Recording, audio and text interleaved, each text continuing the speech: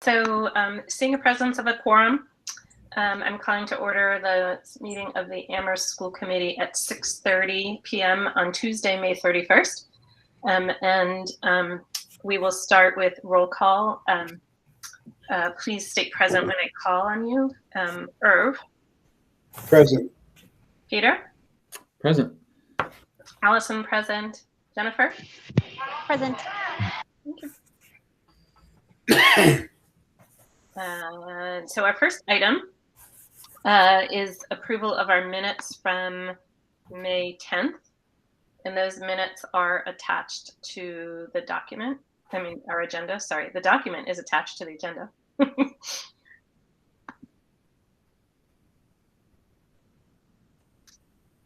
So are there any comments, edits, adds that folks want to make?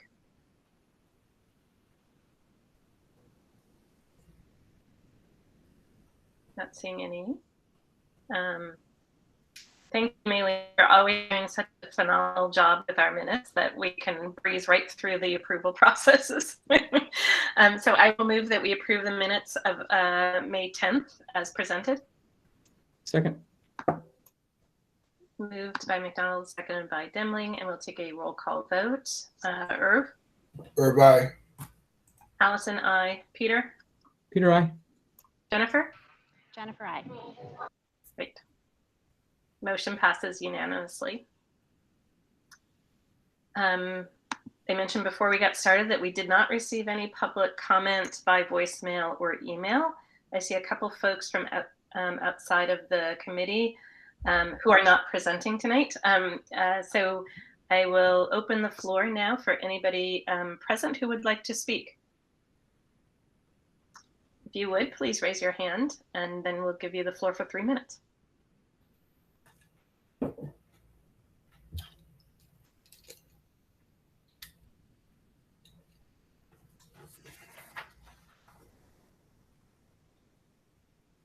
I'm going to move on. Since we're running a little bit ahead of the schedule, the agenda gave 10 minutes of public comment from 6:35 to 6:45. So we'll continue with the superintendent's update and the chair's update. And then if other folks have joined, we'll open it up again. So with that, Mike, I'll turn it over to you. Thank you, Allison. A couple things on the update. So the first is we've had band and orchestra concerts and opened them up to families to come in at the elementary level over the last week and a half, and that's been fabulous. I happened to be at Wildwood on Friday when they were setting up. Parents, guardians were coming, 45 minutes before.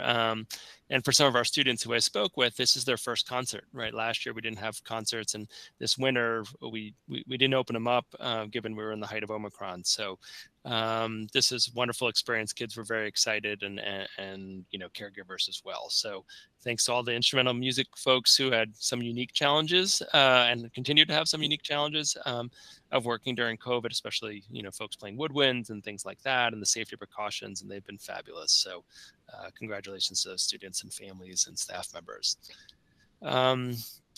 Wanted to share something that was shared electronically with school committee, but also has been shared publicly, that DESE has told districts and the public that they are discontinuing their testing, supportive testing programs for COVID in schools. As of this summer, they're continuing on with distribution of rapid tests, mostly for symptomatic individuals, and they're ending completely in the fall. So I think when we do get back in the summer, in August, probably there'll be a lot of community thoughts and feelings about that. And, I do want to have that conversation. We are able to purchase rapid tests through the state purchasing program, which is at a reduced rate, but it's still an expensive purchase. And they recommended for districts that do want to, continue to do that. It's much more of a symptomatic in-school tool for nurses as opposed to going home with students. So I think just want to cue that up, that we should have some continued dialogue, in August on that topic, probably across the 3 districts. Graduations of all the elementary schools are on June 15th in the morning. They're all simultaneous, so I will not be at all 3 of them this year, which is, we tried to mix it up in past years, but it gets really hot. Some of you have been to those in the afternoon in June, and it's much less important that I'm at all three, and much more important that's not 90 degrees during the graduation. So we made that joint decision, but if there are committee members who want to attend any of the elementary graduations, just please let me know, and I'll make sure that gets passed along to the principal, and make sure that they'll give you a welcome at the elementary 6th grade graduations. On the other side of the coin, we've had a number of kindergarten readiness events. So Stephanie Joyce, our Title I coordinator, has been facilitating those. This is for families of incoming kindergarten students to provide them tools and supports for family-friendly activities where students can be working, broadly in literacy and math, but more just involved in their child's education, feeling that they're supporting them as they enter a different schooling experience. I want to thank Stephanie for those. They've been well attended and well appreciated in our community. Last Thursday, we had an Ilana dinner. So this was a dinner for Ilana staff members. We've tried different ways to do this. The Ilana Cabinet suggested mixing it up and doing something a little bit different this year. The attendance was fantastic. It was 71 people at the event, and everyone had fun, which was sometimes novel for a change. So thanks to, Sasha Figueroa, who did a lot of the background work, but the Ilana Cabinet for suggesting different ways to do an event that would be more successful than our previous attempts. And, just a lot of community. The goal of that was to build community and increase support and retention of staff members of color. And the feedback we received was incredibly positive along those dimensions. Speaking of personnel, we are in the midst of candidates meeting with me as the final step for their hiring. I'm really excited with probably about 6 or 7 people who are joining one of our districts for the fall, and I've got a couple more scheduled for later this week.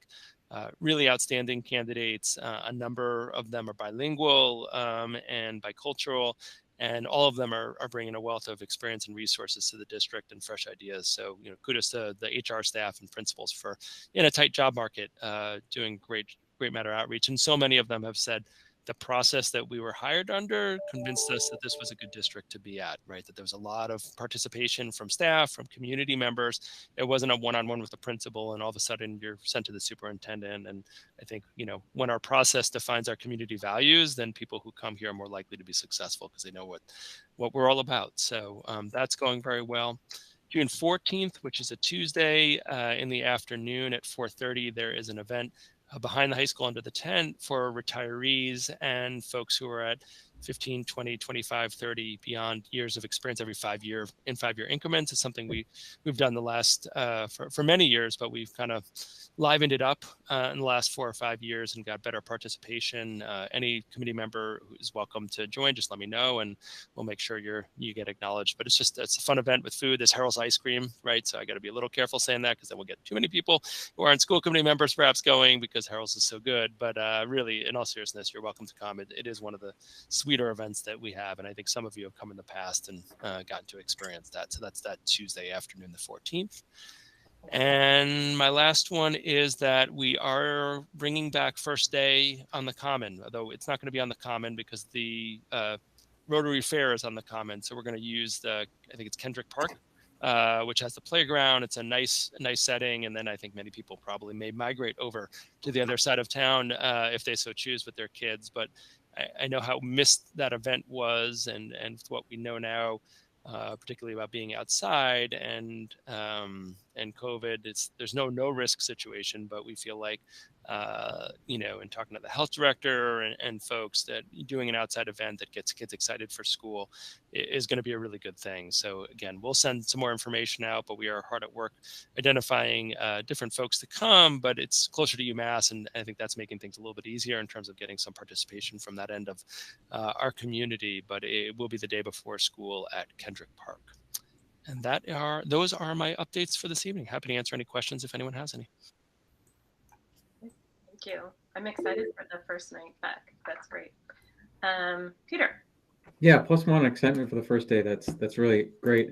It's actually kind of the general topic I wanted to ask you about. You mentioned that, and as well as the kindergarten readiness events.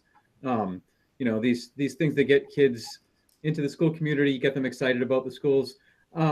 Is it too early to get a sense yet for whether we're getting the enrollment rebound on kindergarten that we were hoping for after, in terms of the COVID pandemic recovery?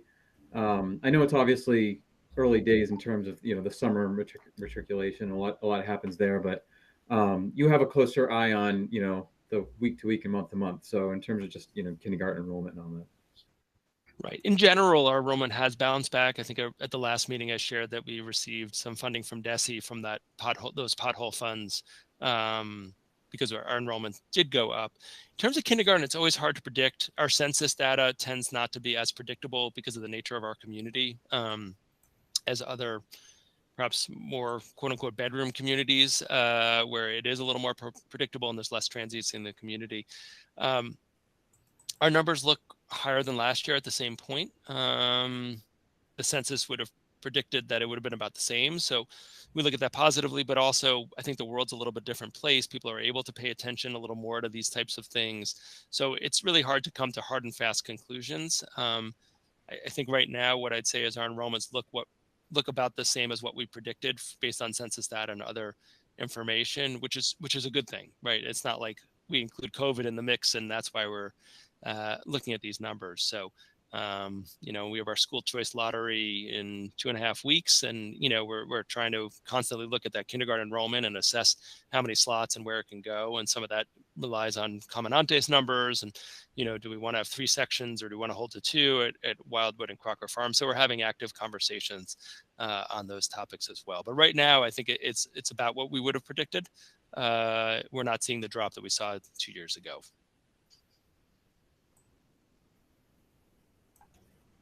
Any other questions?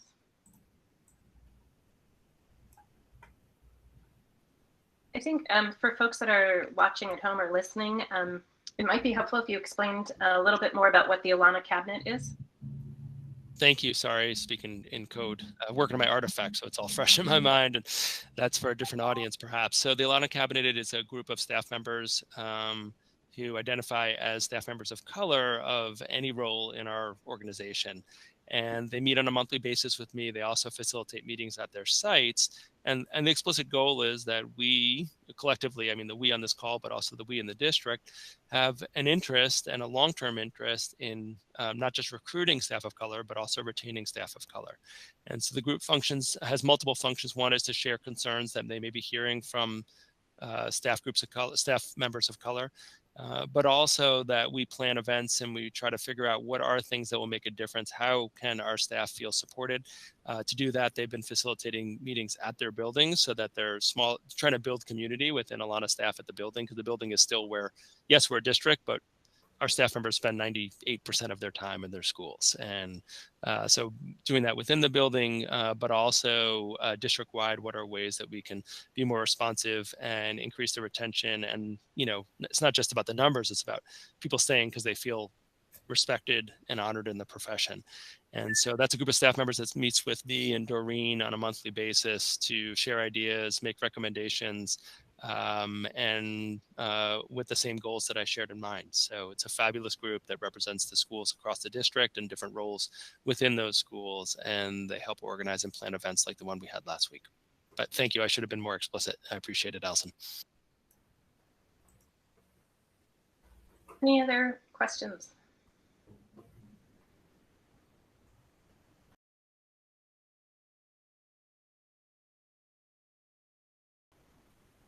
Seeing none, we'll move on to the chair's update. And I just have, it's less of an update and more of a commentary.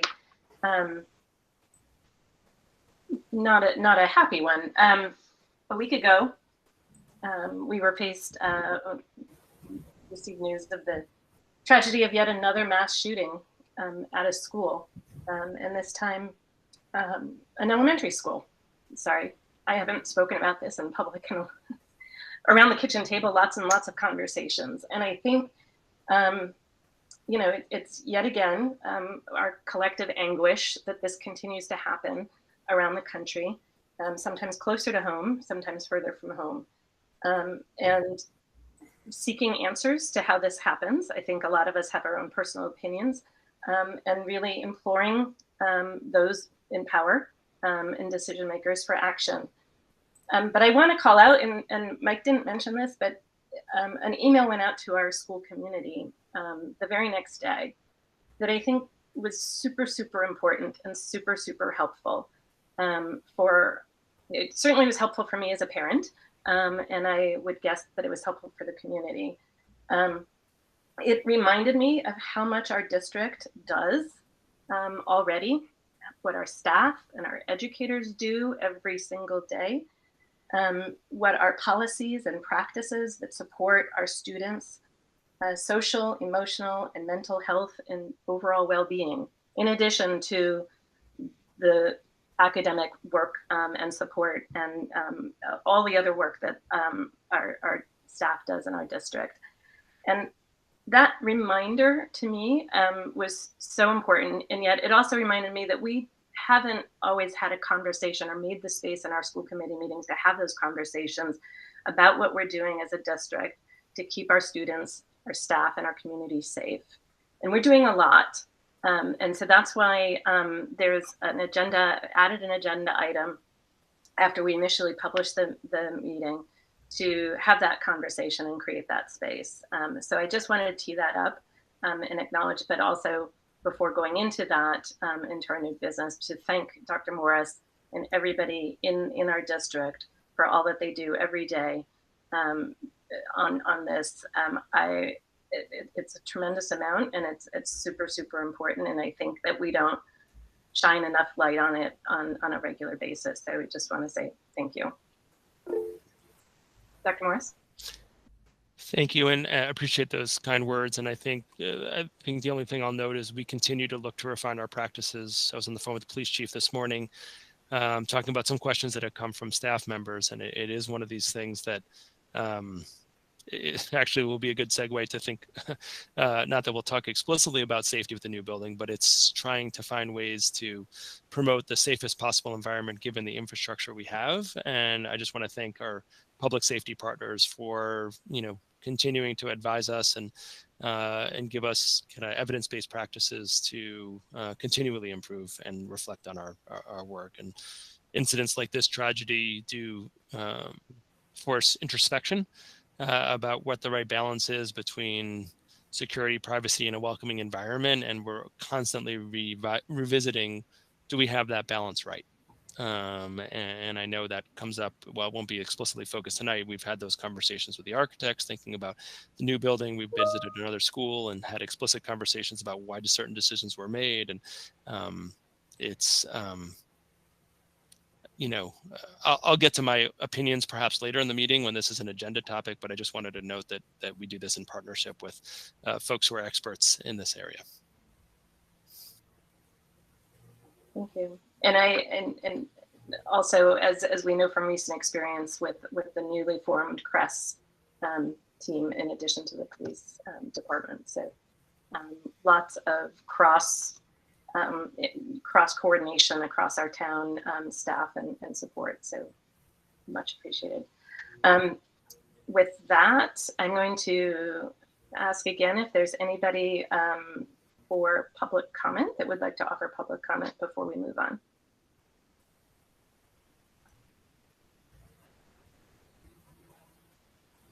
Seeing none, I'll move to school committee announcements. Are there any announcements from committee members?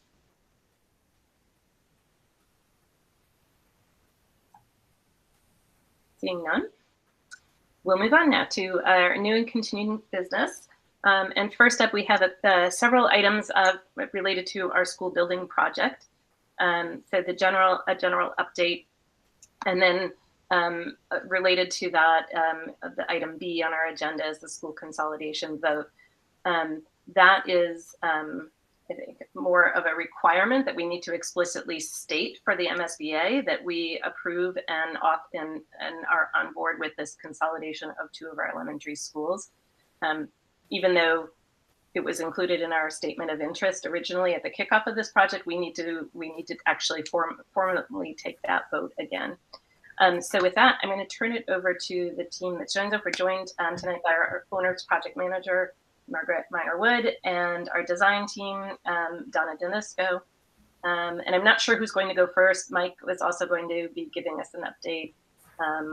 The 2 items, key items that we're going to be talking about tonight is an operating budget projected operating budget, or estimated projected, I should say, that will be for the new consolidated school that will be submitted as part of that preferred schematic report at the end of this June, as well as an update and discussion on the criteria in which the school building committee will be making its decision, again, middle of June, on a location and preferred schematic. So with that, I don't know who wants to go first. So, Allison, why don't I start just to give the context, because to me, these things are like in really different buckets. So one of them is a piece of bureaucracy. If you had a chance to read the MSBA comments on our PDP submission, you probably have a flavor of how deliberative and bureaucratic they are. So even though I think, Mike, it's probably been 2 years since you made that fabulous recorded presentation that was proposing to do this, and I know there was a lot of discussion when the SOI was submitted. The MSBA does want you to officially vote to consolidate the schools. So you could, Allison, you could do that first, or you could do that at the end. But I want to separate it and say that the things we're talking about are not tied together. So one is a piece of bureaucracy. The other, we're actually really looking for your input on, and are therefore more deliberative. So whatever order makes sense to you, I just want to make sure that it's clear that these things aren't tied. They aren't tied together. In terms of the overall schedule, though, just so you understand where we're headed, the last time we saw you was just before the submission of what's called the preliminary design program, which you all as a school committee were really instrumental in, because your role there was to vote on the program. So that was submitted. The MSBA commented on our gigantic submission. Now we are headed towards what's, I would say, is really the most important step for the community, which is the preferred schematic report. So as I think I've said before, the PDP is like a due diligence document. It's like collecting everything in one place and saying what the conditions are and like gathering all that stuff. The PSR is basically saying, as a community, we think this is what we want to do. And then that gets submitted to the MSBA on June 27th. And that is, then the MSBA board votes on it. So they will have questions, but it's like once we've made the submission, we're kind of on to the next step, which is developing the detailed design that will be the basis of the funding agreement. And that process will feel a whole lot slower than the last 6 months, which have been intense. I think God bless Superintendent Morris and Kathy and Allison and all of you for kind of keeping up with us, because it's been fast. But the detailed design, there will continue to be community meetings and presentations, but it's all going to be towards developing the preferred option with the goal of, I think, probably finalizing that in December. So the good news is everybody gets the summer off, except the architects, who are going to crank away. And happy to answer any questions about the context, but that's just to sort of give you a sense of timeline. There is an upcoming, our last community forum as part of this PSR process is June 9th in the evening. So I hope you will be able to join. We'll be presenting the options, the cost of the options, some other information, and getting feedback from the larger community, as we will tonight from you, on priorities, so that we can give that feedback to the building committee, who are the folks who really make the final decision on what the preferred option is. So that's, I get off my soapbox. And no, that's a really important context. And if Donna's okay, I think that's a great segue to some of the slides that you put together, Donna. I think we can do those pieces. The budget will actually be, given where we are in that process, pretty brief tonight, but I think the meatier part is the criteria and looking at site. So if it's okay with Allison to proceed in that direction, turn it over to Donna. But Margaret, thank you for doing that, because I think sometimes when we're all in all these meetings, we get into a meeting where thankfully, hopefully all of you haven't been tracking it that closely. Hopefully you've had other things to do, and we lose some of that context. So I really appreciate that, Margaret. Thank you. Sure. I'm ready to share my screen if that's okay, Allison. Awesome. Thank you. Okay, so just to dovetail on to what Margaret said, we're really can take a little bit of a breath. It has been an intense several months, but we've really made some really great strides. And in a couple of weeks, we are collectively going to make a decision on what is the preferred solution for the new Amherst Elementary School. So working in concert with the building committee, the committee's developed an evaluation criteria matrix of which to really base each of the options or concepts. So right now we have pretty much 4 remaining concepts: renovation, addition, or new construction on either the Fort River site or the Wildwood site. So with that, we want to first state that all of the design options will achieve your net zero energy goals. It will, of course, meet the building codes, including ADA and safety, life safety. And then it will also, they all meet your educational program.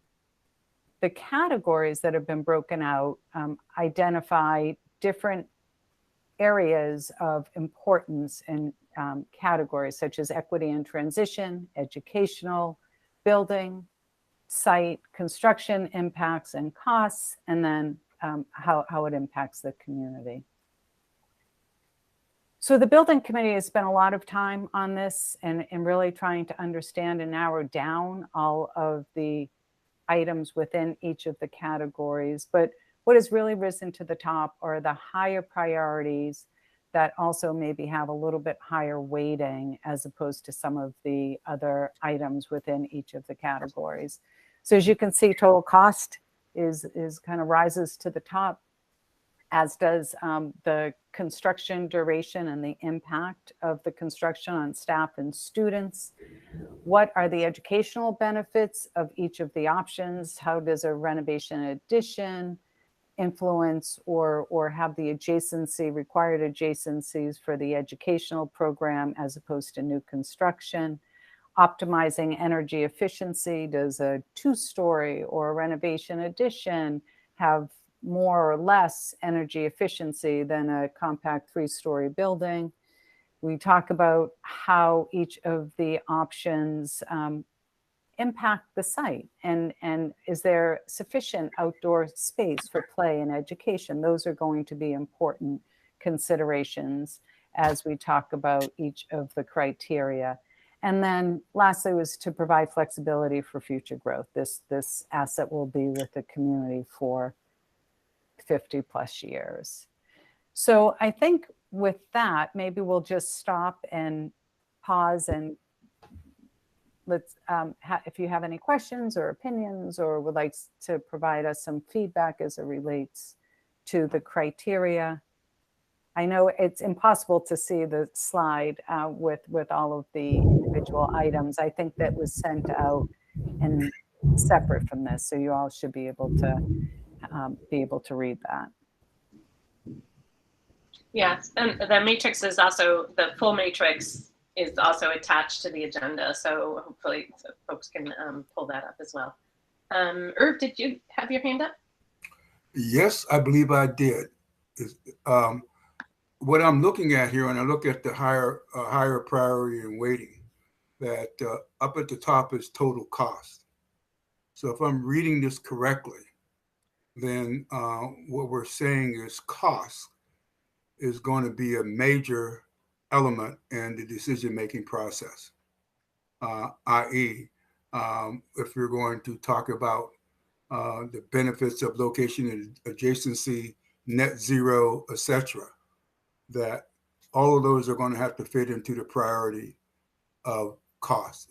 Am I correct on that?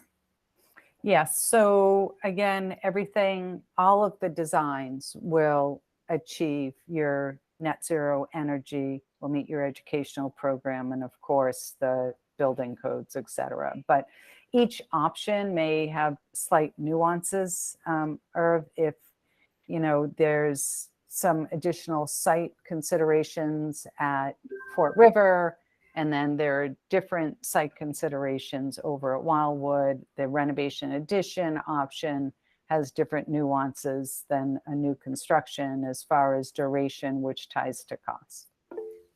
And just one more, when we talk about total cost of this and fitting in the other priorities in here, if cost is going to be a driver, we need to know that. Really, what I'm saying is really need to know that, because when I look at this, I say, all right, total cost, one factor of total cost is going to be net zero. If net zero is going to be a factor in terms of driving costs, are we saying that net zero is a cost factor that we are going to have as a priority over all other costs? So net zero is incorporated into the total project cost. We're not breaking it out separately. We have not determined if it's going to be ground source or air source. And for now, we're carrying the higher, which would be ground source, which is the higher first cost. And then once we have a preferred solution, we will be finalizing the type of equipment that will be in the building, whether it's air source or ground source. Did I answer your question? Not exactly, but that's not important at this point in time. Okay. Peter. Thanks. Yeah. So, I mean, I just wanted to say generally, I really appreciate the systematic and thoughtful way that the building committee's been approaching this problem. It's pretty easy to get wrapped up in one or two or three of the variables that are affecting one or more of the decisions, site ad reno, stories, etc. I've been really impressed with the methodical way in which the committee's approached such a complex multivariable topic, balancing, like what you said at the top, the educational needs of students and the cost, both of which are obviously very important to the community. So I thank you and the members for that. Just brief questions. One, could you just define location adjacency? That's not a phrase that is probably publicly on the tops of most people's minds in terms of definition. So that's one question. The other one is, when you talk about prioritizing and weighting these variables, I assume you mean in a qualitative way. Like there's like this matrix isn't a formulaic spreadsheet where if you're going to plug numbers in and then at the bottom it's going to say, you need to do this option. Right. So first, the location adjacency, meaning how well does the footprint or the floor plans meet the educational needs as far as spatial relationships and adjacencies of the programs, to maximize time on learning, to make sure that the local, say, grade level community, how well they interact and work and they're adjacent to each other and can support each other, and also the vertical collaboration among grades. So, an ad reno isn't not as ideal when it comes to the adjacencies, only because we're working with partial confines of the existing building. That would be one example. When we look at a 2-story versus 3-story, there's pros and cons to each of those. So those are the types of spatial relationship and adjacencies that they're talking about. As far as rating and weighting, actually, what I probably should have said at the very beginning is we have not decided. There's at the very top of the matrix, there's right now a 4-point kind of rating system or a 3-point rating system, and that decision has not been determined, whether it's kind of a 4-point, it's unacceptable, not advantageous, advantageous, and highly advantageous, or do we just go to a 3-point rating system?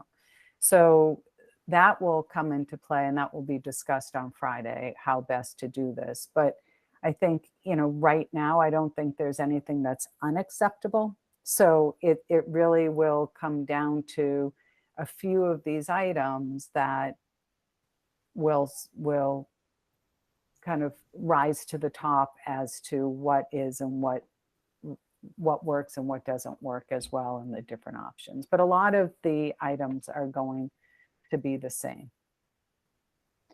Does that help? Yeah, thank you. Kathy, did you have a question? Or did you want to respond? Because I also see Jennifer's hand is up too, but I wanted, if you wanted to respond to the question. Just, you can go to Jennifer, but I just wanted to say, Sorry. in other words, that we're doing what you said, Peter, is exactly right. We're not giving a numerical score. We're just saying some of these, if there's variation in these, we're really going to look at those. A few don't vary all that much. And then there's going to be difference of opinion on the committee. I can guarantee you on this. So. Yeah, and I think actually, sorry, I also would like to say the educational benefits of location adjacency, that too will come into play. For example, is there any educational benefit to a campus environment if you know, it's at the Wildwood site with the middle school, high school?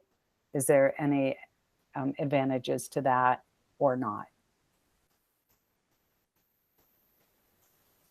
Jennifer.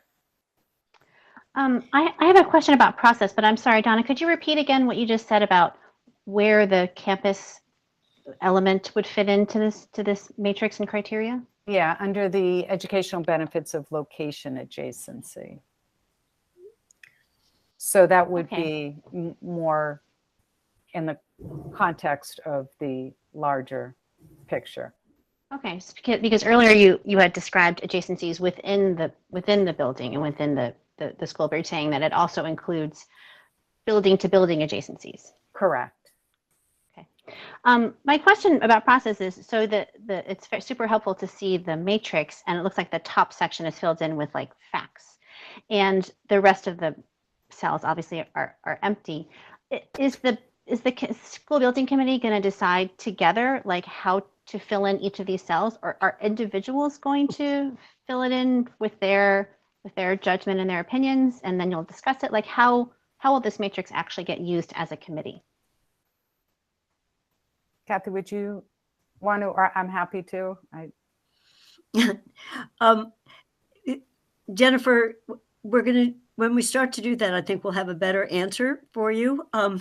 But everyone, as a homework assignment from last time we met, was to see whether some of these options are clearly better or clearly less, not as good as others. You know, don't worry about the middle one, to see where the big variations are.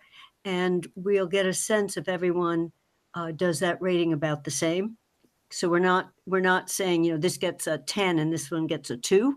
We're just saying these seem about the same, or this one seems a lot better on this or a lot worse on this. And when we come together, I think we may even eliminate some of these rows if there's just no variation.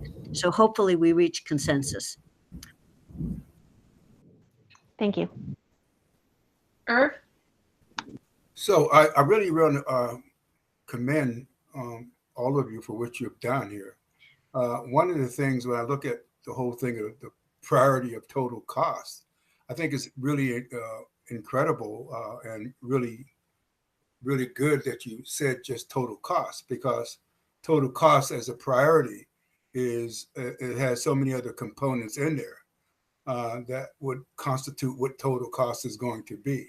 So within that total cost, it for me as a priority, it can't be total cost because total cost has all those other components in there, i.e. net zero, other kinds of things. All those things are in there.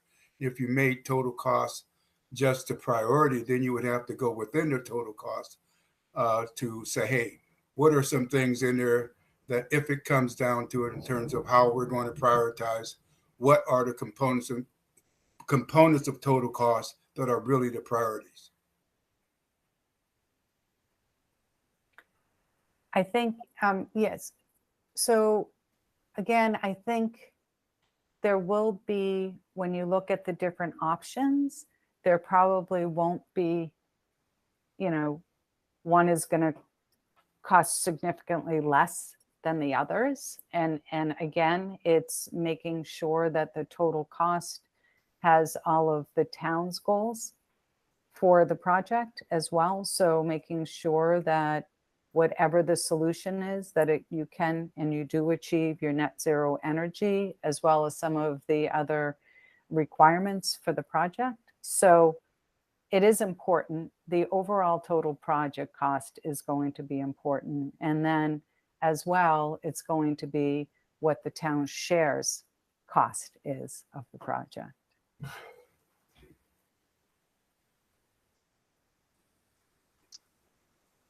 Thank you for this. I think I've heard a couple folks say this, and I just want to echo this. I just, please, share with the committee our gratitude and my gratitude for all of the work that they are doing on this. It's not an easy decision, I'm sure, and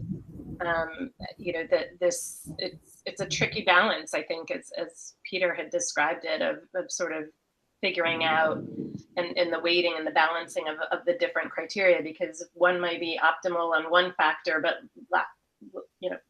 far from it on another factor, and vice versa. And so I think my only expression of hope is that we won't just sort of slice the salami and so that it's like okay across everything.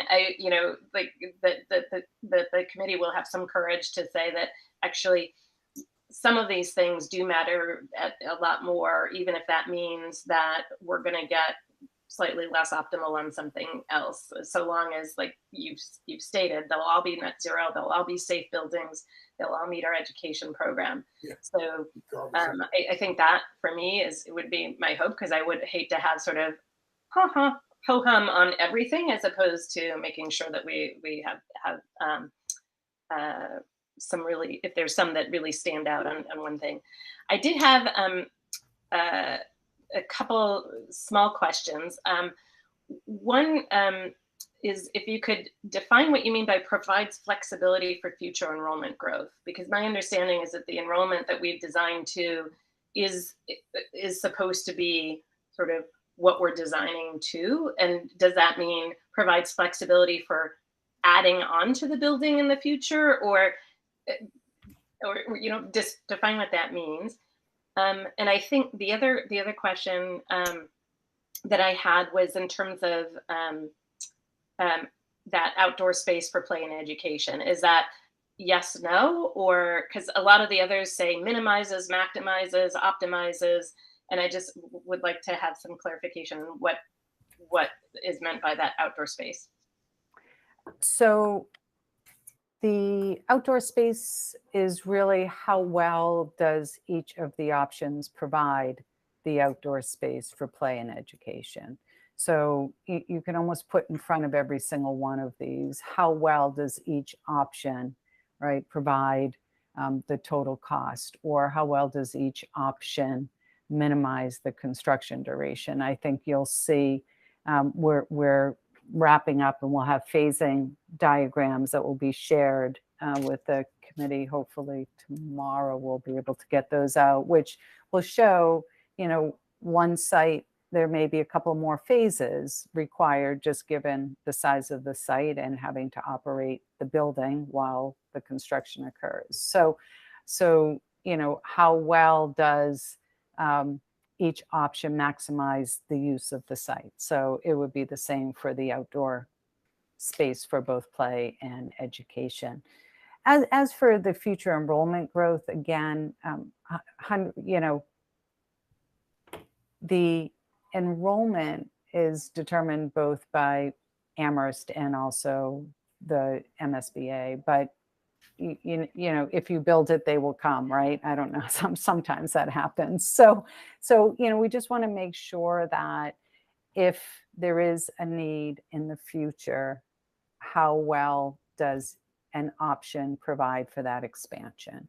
We know that the internal facility, you could say that the cafeteria is actually probably sized appropriately so that you can have a little more growth while not needing to go to 4 or 5 lunches or lunch periods and things like that. Also providing the flexibility internally as the program's been defined, but also just if there's ever a need for expansion, how well does each one of these options allow for that growth within the confines of each of the sites, right? So we're restricted on one site, we don't have extra space on the other site. So, but I think what you'll find, and similar to what we've been saying, is there are probably going to be a lot of these criteria that meet that you can just say check, check, check, right? Every single one of these will address a lot of the criteria, and therefore, you know, there may be a few that just rise to the top that might set one option over the others.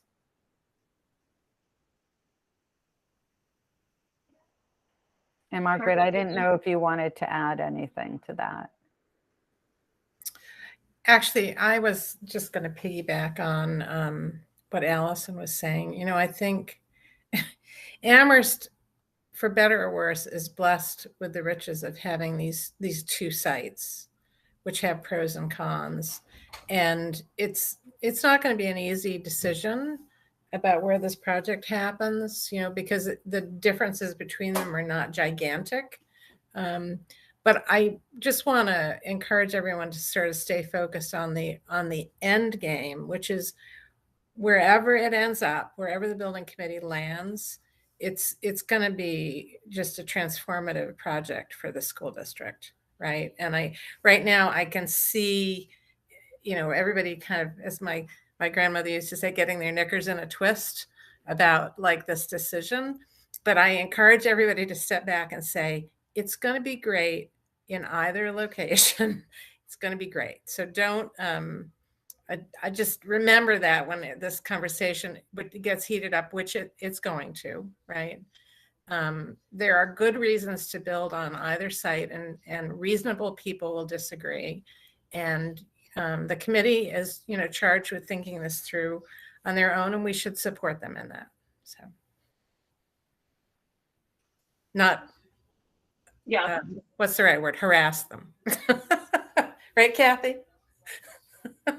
Well, be nice to Kathy. I think we do appreciate the opportunity to ask questions and understand. And I think, at least my personal perspective is, I trust the committee to sift through all of the data and perspectives and come to a decision. And that's their decision to make. And to your point, Margaret, if it gets us the great building that we are doing, to me, it's irrelevant where it is. I will say, I see your hand, or I think the other thing too that I will note that I do not see on this list, and I support that, is a criteria that says what we will do with the space that we abandon. Because I do think that just to sort of address the elephant in the room, I think that is not relevant to the discussion of what's going to make a great school and sort of meet the objectives of this project, which, to your point, is have a great school that combines the Fort River and Wildwood schools in a school, child-centered, light-filled, fabulous space for 575 students. As I said, I support the decision of the committee and do not envy the task in front of them. So, Irv.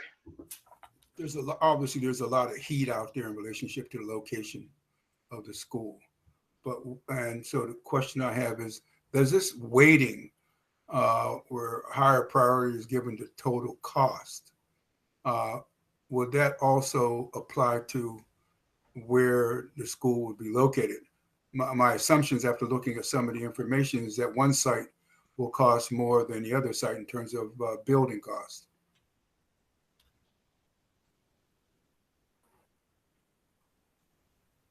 So we have not, and Kathy, feel free to correct me if I'm wrong. We have not gone through and have said, you know, total cost gets a weighting average of 10, where, you know, minimizing construction gets a 5. So I think what we're saying as an entirety, how do each one of these items that are listed as higher priorities, how do those fit in the context of each of the options? And again, maybe a new school at Wildwood and a new school at Fort River, you know, may have the same, may receive the same rating on some of these items.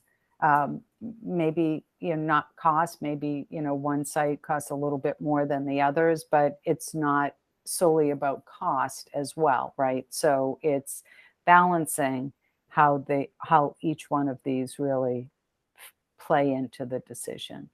And I would like to say that it's as nerve-wracking as it is, because you actually have to make a choice, that you're fortunate, seriously, to have a choice, because many communities is you get what you get, this is the site that you have, and we're just going to make it work. You have you're put in a position to say which site's going to actually work better, which really, I know it's not what you want to hear right now, but it's a good thing that you actually have two sites to look at. Yeah, choice sometimes is a blessing and a curse. Exactly. Any other questions on this? I think you have a few other slides. Yeah, I mean, the other slides are just really kind of recapping, I think Margaret hit on. So we received cost estimates today. They were unrefined. So we spent some time, in our cost estimators, we have two independent cost estimators, are finalizing the costs that we received today. So we're hoping to have the cost estimates issued hopefully tomorrow evening, I think. But more importantly, again, as we really haven't started to design the school or the site, or we have a lot of detail on the site attributes, but we haven't laid out 100% how the traffic and the circulation and the parking and the outdoor play and all of that's going to work. That this cost exercise really is to compare the different options. It will define, again, the general building elements, such as your net zero requirements. We really have an excellent understanding of the site work that is required as well. But because design hasn't occurred yet, that we just want everyone to understand there's a lot of information based on certain assumptions. We spent a lot of time defining a basis of design, which really is kind of standards for MSBA and public K-12 school projects. So once we have a preferred solution, the next phase during schematic design is where we really start to put the design together and refine the items that will influence the cost, which is what's really important at the next step. And with that, again, we'll take the preliminary construction costs, add soft costs, which would include furniture and equipment and technology and testing and fees and some contingency items. Then we'll be able to establish what MSBA's reimbursement will be. They have caps on certain categories, and then what the town share is for the project. So that might help influence, you know, they have caps on site, they have caps on cost for the building, they have caps on everything. But that might also help with kind of decision making. What's going to cost the town more than the overall cost, but what is the cost to the town, which is sometimes more important. And then just our upcoming meetings, Margaret touched on it. Come one, come all, come listen to our building committee meeting on June 3rd. We'll be finalizing the criteria matrix, reviewing the cost estimates, and sharing the preliminary phasing that we've developed for each of the options or alternatives. And then on Monday, June 6th, we're actually going to have another meeting to really, it's just strictly conversation, discussion, the ad reno versus new school, 2-story versus 3-story, and then the Wildwood versus Fort River site, and just start really having that conversation. We want to have another community forum on June 9th for one last opportunity to listen to the community and understand what is most important to them before a decision is made. But on June 13th, a selection and a preferred solution will need to be made in order for us to meet the June 27th deadline for MSBA. And I believe that is all I have. Again, this is just high level. We will be submitting June 27th. Our schematic design is a 6-month period. We'll have another cost estimate at the end of schematic design. And then once we receive the project funding agreement from MSBA and the town has secured the funding for the project, we'll jump in and start our hard work of documentation with a new building with the occupancy for fall of 26, and a renovation addition building would be occupied the fall of 27. We do have, I do want to say, this is the building occupied. We then have to demolish the building and finish site work, but the students would be in the new facility in the fall of 2026. Thank you. Are there questions? No? Awesome. Thank you. I appreciate you spending the time with us and joining us tonight. Thank you. And with that, I think Mike will turn it over to you for your high level, where we are on the estimated budget. Yeah, so I think there's two parts of the kind of budget documents that MSBA asked us to fill out as part of the submission. I want to be clear that, when we're budgeting for FY27, there's a little bit of creative fiction that has to go into it, because there are so many factors that have nothing to do with the building project over the next 4 or 5 fiscal years that will influence what that budget looks like. So we're supposed to assume that we have level services budget each year, and we're just, presenting this. And I think those of you all of you who have been tracking our budgets over the years would suggest that there's no guarantee that that'll be the case moving forward. But there's two sort of buckets that are worth speaking about. One is the operational budget. And by that, I'm really referring to energy savings, those sorts of things. So, going from 2 buildings to 1 does have some savings in that regard, especially a net zero building. But it also is dependent on this committee voting to give the town the site that is not used for the building project. So, I mean, if we operate that site, we will not see a reduction or much of a reduction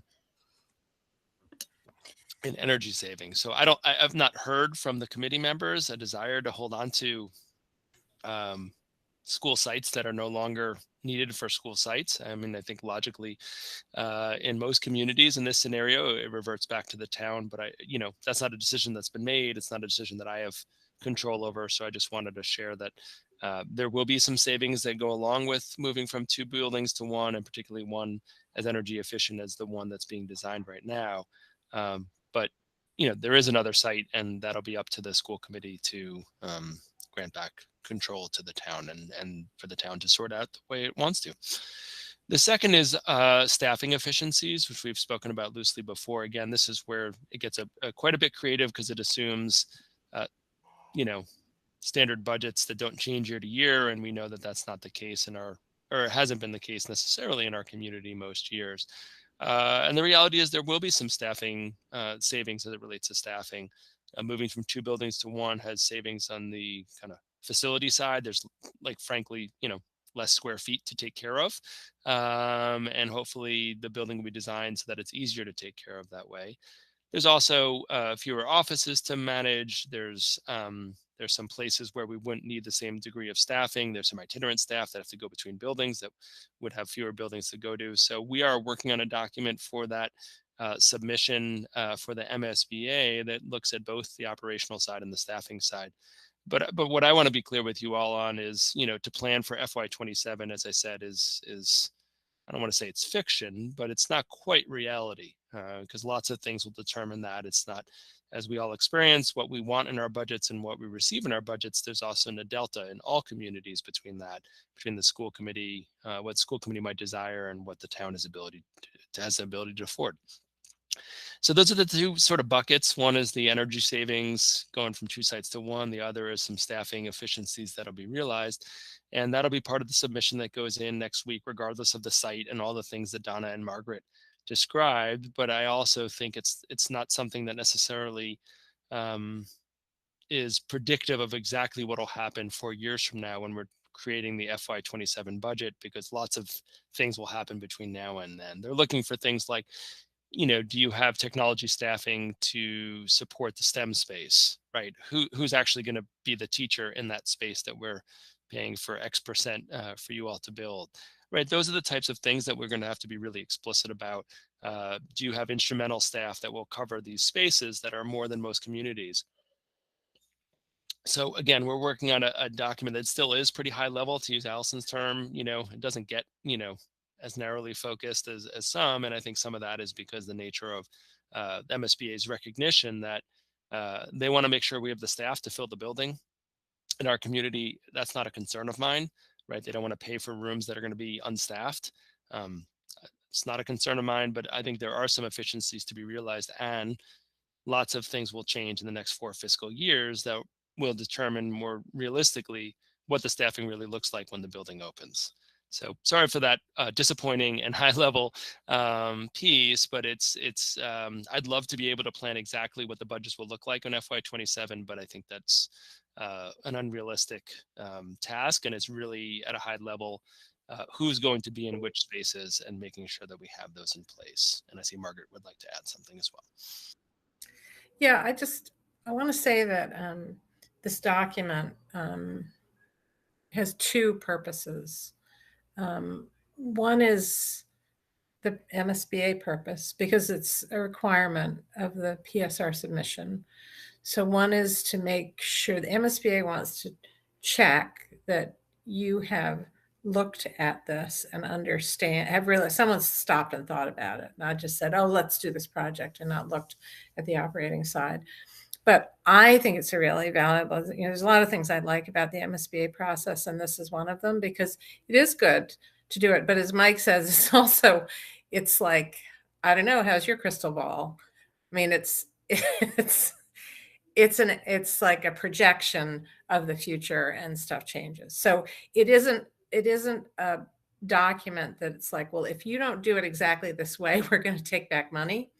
It's them asking the district to do a piece of due diligence so that you have thought about it. Because sometimes in doing it, I don't think this district is that district, but sometimes districts are like, oh, we need to do some professional development. We need to do some planning to make this work. We have stuff we need to do to get our house in order. So that's the purpose of the document, is that sort of kind of 2 multivalent purpose. But it's not a prescriptive document. It's to help you, and also help in the public conversation. The biggest thing, honestly, as Mike says, is you're taking a building offline, and suddenly you're going to have one fabulously efficient building, and you're going to, not be paying the utility costs that you're now sinking into heating and cooling these old buildings. So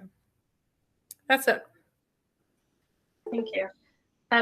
Do you anticipate that there would, on the same sort of, back of the envelope, finger in the air, transportation efficiencies as well, or no? So I'm going to hand that over to Mike. Yeah, I think there may be some in terms of the specialized programs being in one site. So I think there's some. I don't think that's going to be an incredibly significant savings. I think the personnel side and the energy side are going to be much more significant. But you're right. I don't want to minimize it, but I also want to right size that. I don't want people thinking, oh my God, we're going to save $500,000 in transportation. Not that you're suggesting it, but I know this is a public meeting, and I don't see there being as much savings there as in other spots. Thank you. So there's 3 hands. Margaret, did you want to respond to my question or something else? No, I actually was trying to take it down. Oh, okay. So Jennifer was up first, and then Irv. So the document that Margaret's referring to is that like a detailed operating budget that's like the best guess that you have as to what the budget's going to be like in 4 years, and that's going to be part of the next submission to the MSBA, and will we get to see that? It'll be a public document, so absolutely. It's not done yet. It looks at the 3 fiscal years, this year, last year, and the year before, and a bunch of different operating points.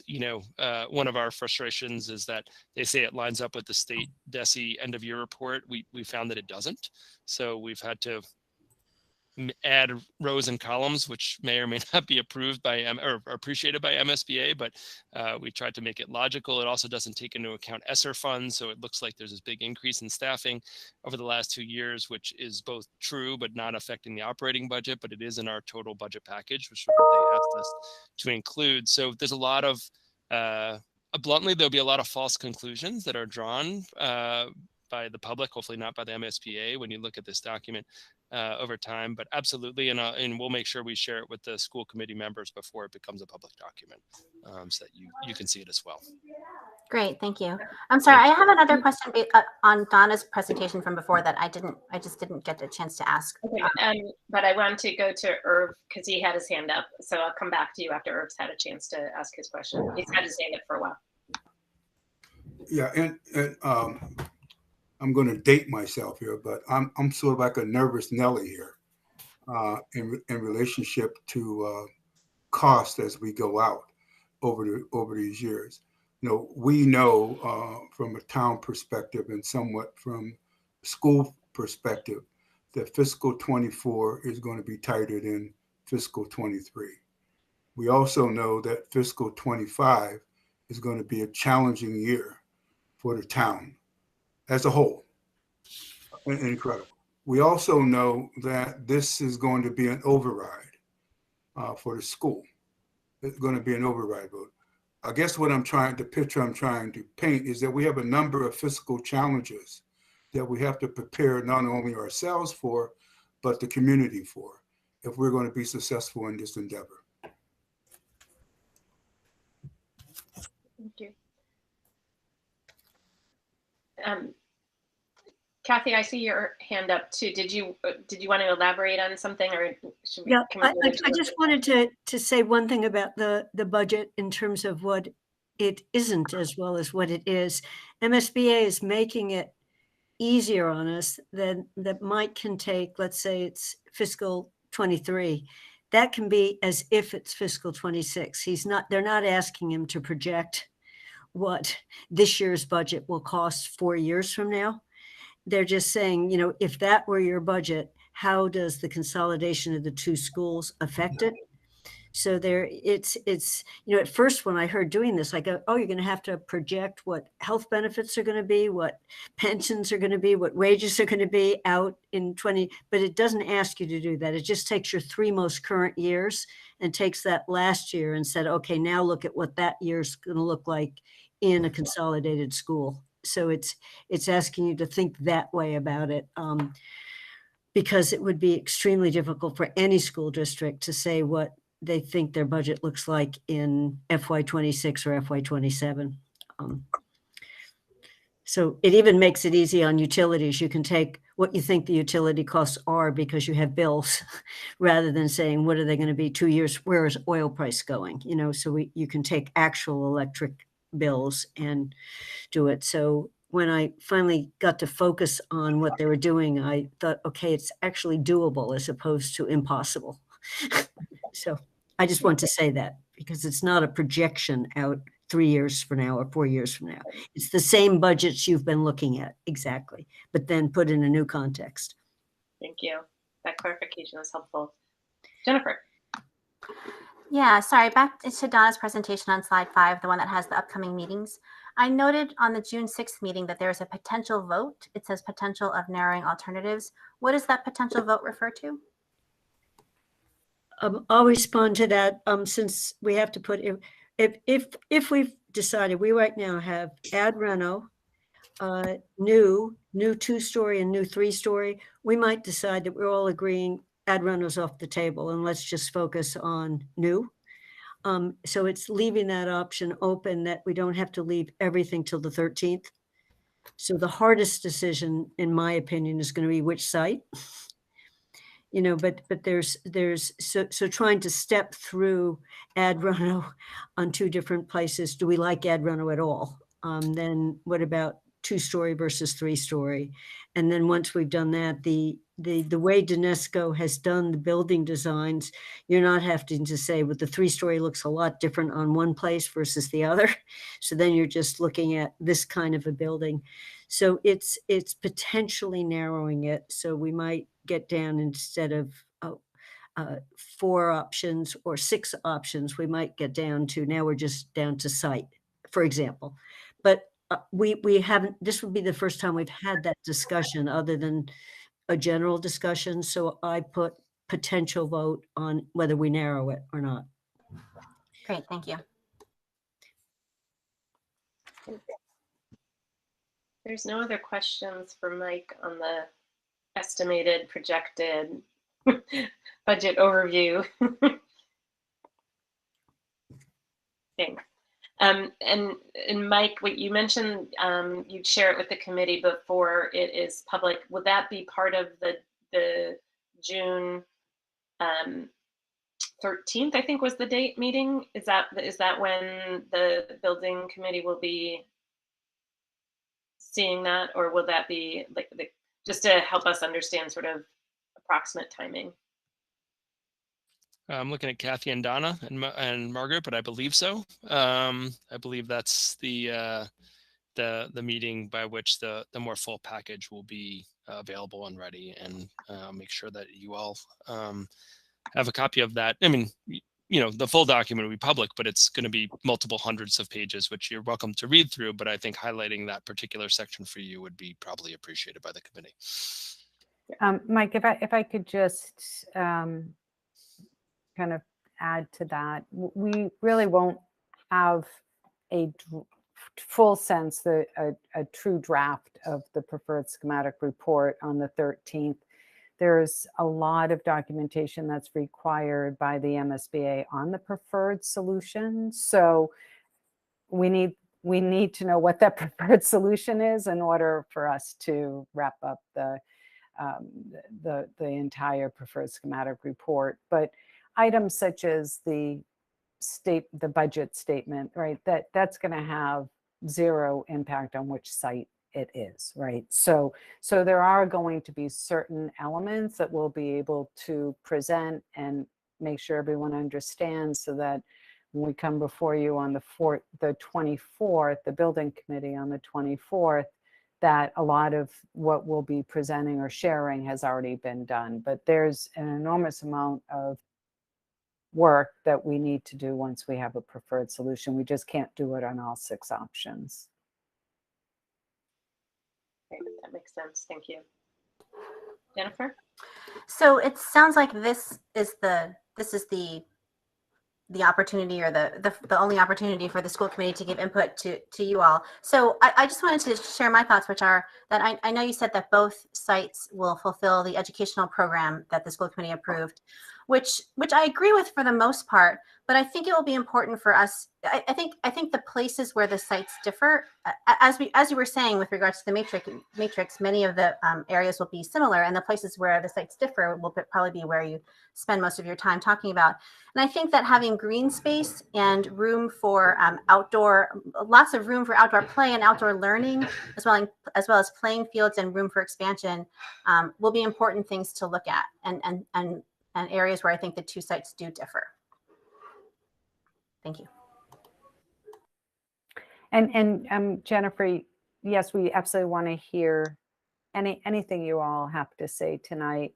We also have the community forum as well, that will give everyone another opportunity to be heard after we have the opportunity to review the construction phasing, et cetera, which also might help inform people's opinions.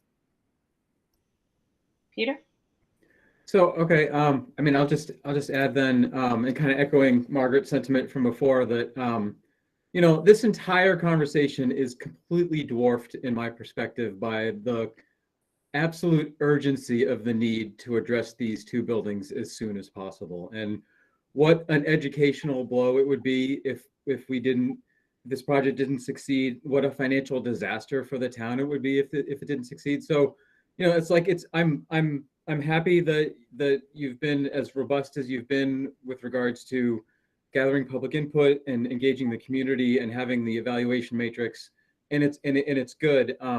I just would want to say that I fully wholeheartedly support whatever the decision of the committee is, even if it's not the site I want or the stories I want, or the net zero way to implement I want. It's all of that is really overshadowed in my view by this need for this project to succeed. I just wanted to tell you and the rest of the committee that, at least for my part, I'm 100% behind you. I think most of the community is really on board with wanting this project to succeed, as the paramount driver here. And you know, because of that, I think it will. And obviously, this is an intense decision process. But just to echo Margaret's sentiment of that, I appreciate that effort. Irv? Yeah, I want to second and echo what Peter just said. I really am looking forward to the site selection to happen ASAP, to get that out of the way, because, you know, all of you know that it is generating a significant amount of discussion. So the sooner we have that site selection done and out of the way, the better it will be to move forward with the other elements of this process.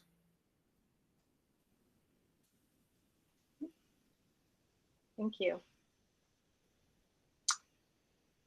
So with that, I think we've had lots of and obviously the building committee is open to hearing from us through regular channels. So this isn't our only and last chance to provide input or to ask questions about it. So, but I do appreciate you taking the time tonight, Kathy, Margaret, and Donna.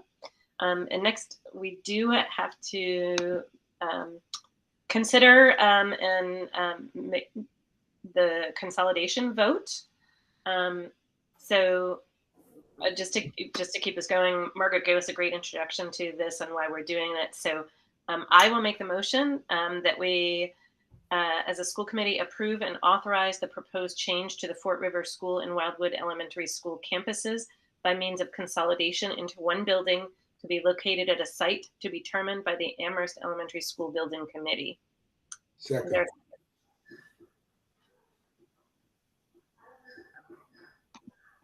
I believe Irv seconded.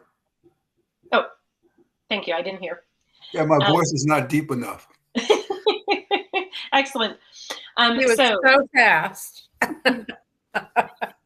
Is there discussion or questions?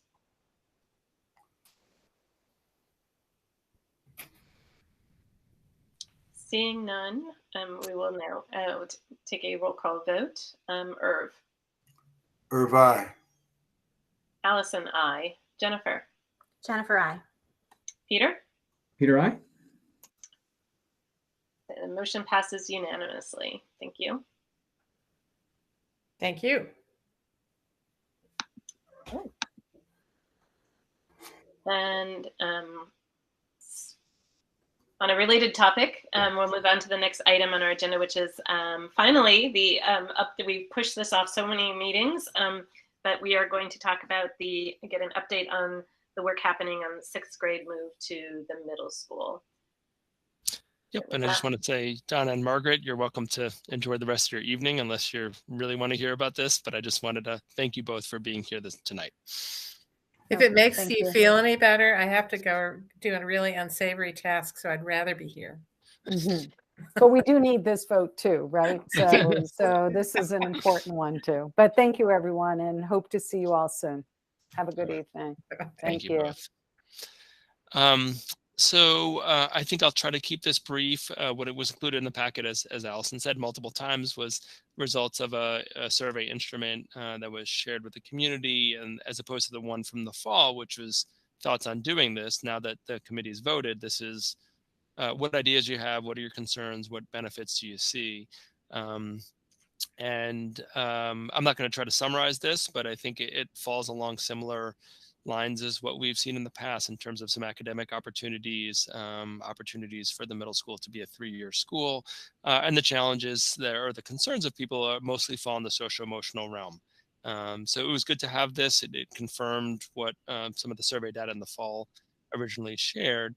And what perhaps is new to share beyond the survey tool is the next steps in the process. And so the week after school lets out, we have a group, I believe it's up to 16 staff members, some of whom are parents as well of students in our district, who are going to be gathering. They're going to look at this feedback, the feedback from 6th grade students, feedback from middle school students, feedback from this survey and the fall survey.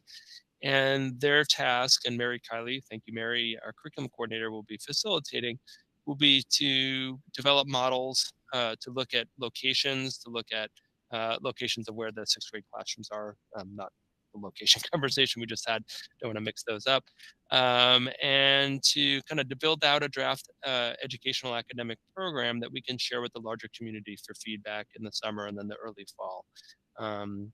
I want to thank the APEA. They've been really helpful in meeting with us, and they're planning an informal meet and greet later this week, because a lot of the 6th grade teachers and middle school teachers don't often meet. Some of that's an artifact of they're on different schedules. Even professional development days, they start and end at different times. And so I want to publicly thank the APA for their forward thinking in that domain. But we have folks from different departments, different domains, and every elementary school in Amherst, as well as the middle school, participating. And so with that, we hope to, develop models. Probably there's more work to refine them before they go public. That'll happen over parts of the summer, probably from members of this group.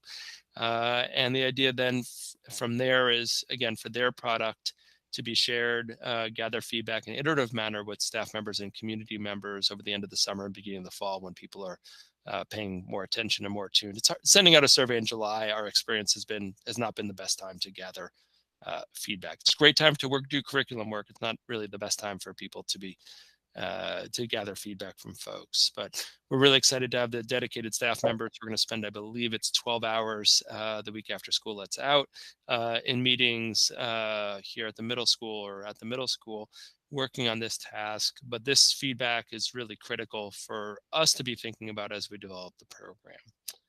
And that's sort of a quick update, but it's more of a process update. The content was included in the pack, and happy to answer any questions that anyone might have on this. Peter.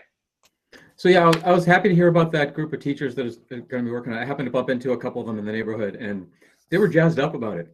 It's really, really cool to see educators who have been in the middle school for so long seeing this as an opportunity to expand the vision. So that's really great. In terms of process, so you mentioned, like, what's the location of the rooms going to be? What are the opportunities the kids are going to have? I was really struck in the survey responses by how many mentions there were of foreign language opportunity. I mean, we knew that going in that would be another opportunity. I didn't think we would hear it so enthusiastically from parents and from students. So that's great. So in terms of like the timeline for these big decisions being made, do you have a sense yet for when that will happen? Because I think if I'm a parent of a student that's going to go in, I don't want to be waiting until next April, May. It's got to be, obviously you want to take your time to do this thoughtfully, right? But we got that extra planning time, and so now, like, in terms of, okay, by this date, 85-90%, the big decisions are going to be there. Like, what should parents be thinking about? Yeah, so I think we need to, just because of how the budget process works, we need to really have that wrapped up before the first of the new year. So, the general sketch is lots of work over the summer by, educators gathering feedback through late summer, early fall in an iterative manner that takes us through the fall.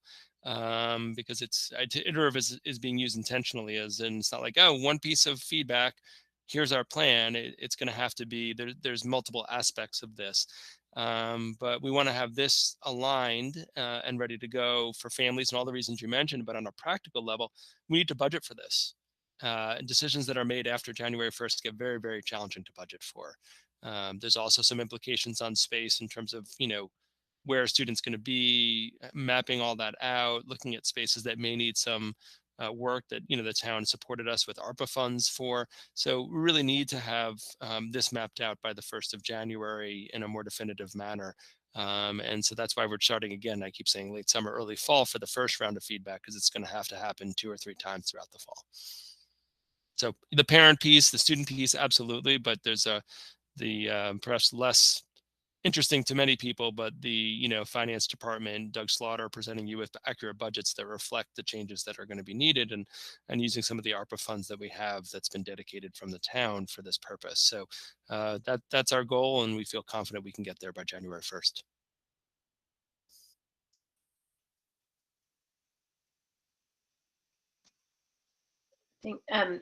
I do have a overall process question as well, but first I just want to sort of observe. I read all of those comments, and I think in the survey responses, and I think one of the key things that when we voted on the move, it feels like ancient history now. I think it was only last fall that.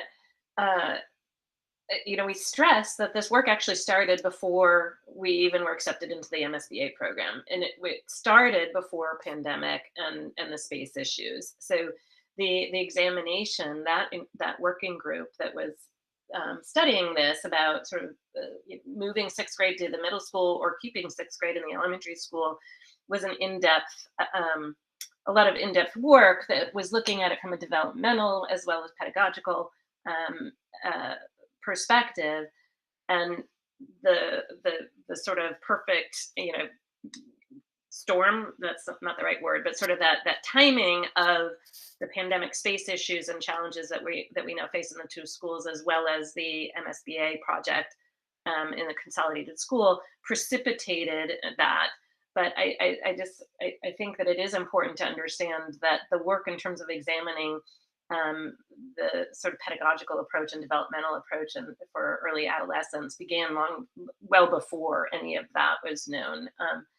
I think the other thing that stood out for me struck me was that that group, having been on that group, was how much I learned, even as I was a parent of early adolescents at that time, that I learned so much about what happens, what sort of that developmental process is in that key age range that I didn't even know. And I think that sort of reading this, it stresses the importance that as we move forward, that education and sort of support of families and caregivers as we go through this process is going to be super, super important. Because for those of us that had that opportunity, became much more comfortable and able to see, yes, there's concerns. I'm not diminishing them, but we were much more able to see the opportunities and sort of potential benefits and positives of the move, and understanding sort of what that early adolescent needs in terms of support. And it reminded me that when my older kid was in 7th grade, that the open house, there was actually a session for the parents that the administration of the school came in and told us that. And we were shocked that these were, our sweet young children were going to become these sort of scary animals that we wouldn't recognize. And they really sort of held our hands through that. And I think, again, reading these comments, that really stressed for me that importance of helping our community through that in ways that even if we weren't moving 6th grade to middle school right now, that's a really important component, I think, to supporting our kids through that transition period of middle grades there. So that's not a sort of question, I know, but I think that will be important as we continue through this transition, and particularly as we prepare. My question on the process is, at what point do we begin conversations with the regional school committee about a rental? Is it after we've sort of the work has been done on, as you described, the education program that will be happening in the fall and sort of those logistics. And is that at the point that we engage in those conversations with the regional school committee? Is that? It could be. I mean, certainly the Amherst committee could start that process sooner, if you'd like, because I mean, we know the broad parameters of what we're talking about here. There's not a lot of, I mean, I don't think, to put differently, I don't think the Amherst School Committee necessarily needs to wait till January 1st to start that conversation with the region. And I think there's actually good reason to start that process sooner, earlier in the fall, before plans are more finalized, because I think, you know, whether it's 10 classrooms or 11 classrooms that are used, or it's this many world language teachers that are shared. I mean, some of that stuff matters, but the overall model isn't going to change, that some staff members are going to be working with 6th, 7th, and 8th grade students. Some are just going to be working with 6th grade students. And there will be some spaces utilized by Amherst 6th grade students at the middle school. So I don't know. For me, I think the sooner's better. And I don't think you would need necessarily, by you, maybe the body, not you, Allison, would need to wait that long to engage for some conversations to occur. Other questions, comments? No.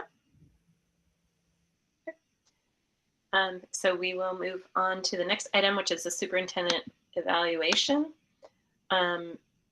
There's a couple of things that are attached to this agenda item in the packet. There's a link to the superintendent goals that they are on within the board docs in that library section, but there's a direct link there to refresh on what the goals are. The timeline, so tonight we're going to review and approve the evaluation instrument, the survey. It should look familiar to us because another school committee reviewed a very similar instrument a week ago, 2 weeks ago. We will be meeting jointly with the regional and the Pelham school committees on June 9th to get an overview of the artifacts that Mike is pulling together in support of, to demonstrate his work on the goals this year. And then we will open after the June 9th meeting is when that survey will open. So individual members of this committee will complete their individual evaluations using that instrument by June 21st. And then at that point, from that, once those are in, then we will meet on the 28th to discuss the summary evaluation and vote. And in between that time, typically what's been done is the chair and the vice chair take all of the data, and we have a really nice memo format that I think a couple prior chairs have created that is actually really succinct in summarizing all of that. So that's what will be happening between the 21st and 28th.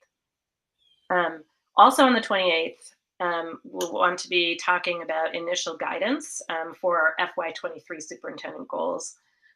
That's so that it isn't November, so that we can actually vote and approve final goals before November, which is what we did this year.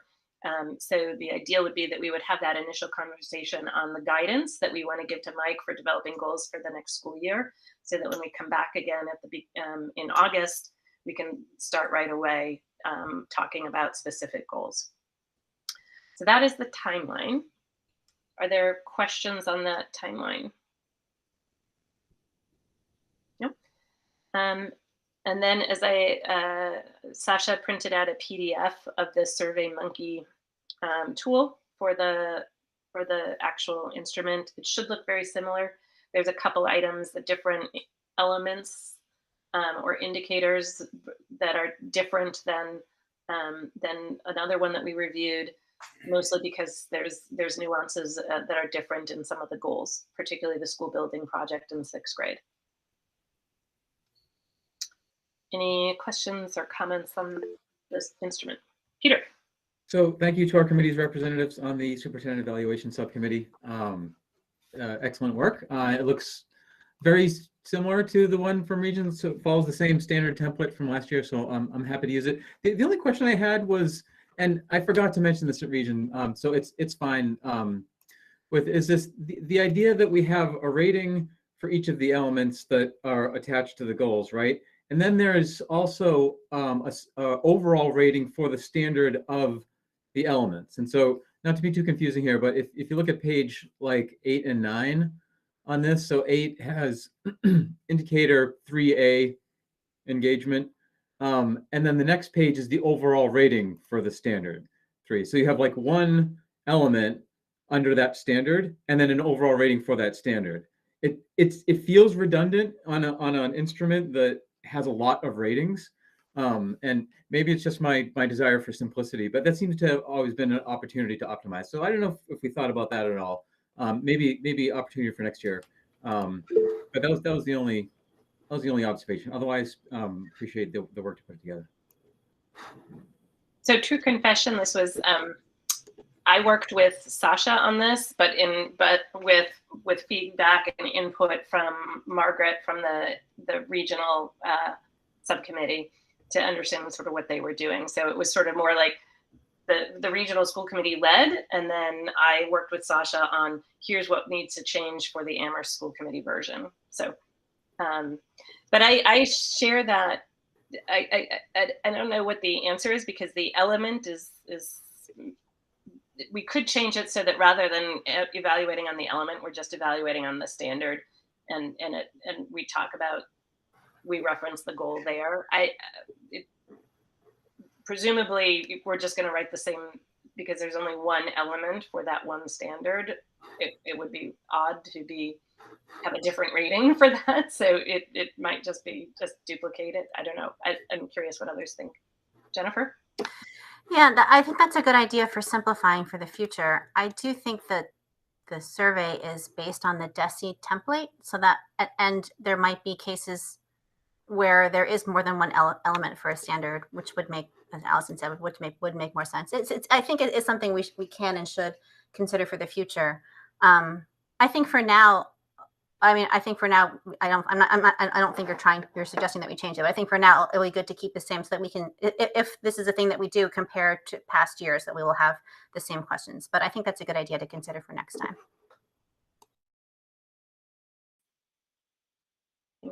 I also noticed that at the other committee, we talked about sort of the bolding, not bolding, and I noticed that in this one they are bolded. So I think for consistency's sake, we might want to, I'm seeing some head nods, sort of pull out that bolding so that it's consistent. Okay. Any other comments or questions?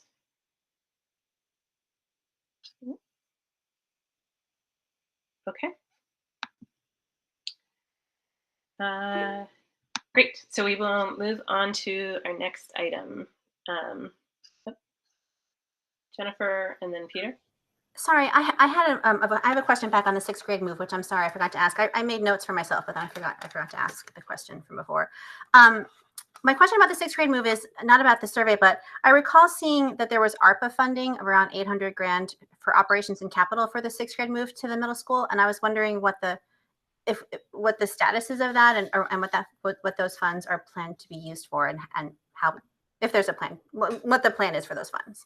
Sure. I mean, much of those funds will be used once students are actually in, 6th grade students are actually in the building. But the short-term example is those funds are being used to compensate the staff members who are on the committee in late June, and will work through the summer. So in the short term, that's the use. Based on the results of that, we do imagine that there'll be transition staffing that will be needed to make the transition effective, and that particularly to bridge us until the building project is complete, when we'll be much more efficient. So it's not 1 year, 800,000, that's over the next 4 or 5 years, and 4 years, I should say.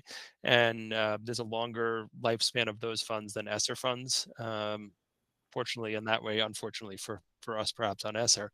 But in the short term, that's what they're being used for. And then once we understand, is there modifications to any rooms that we need?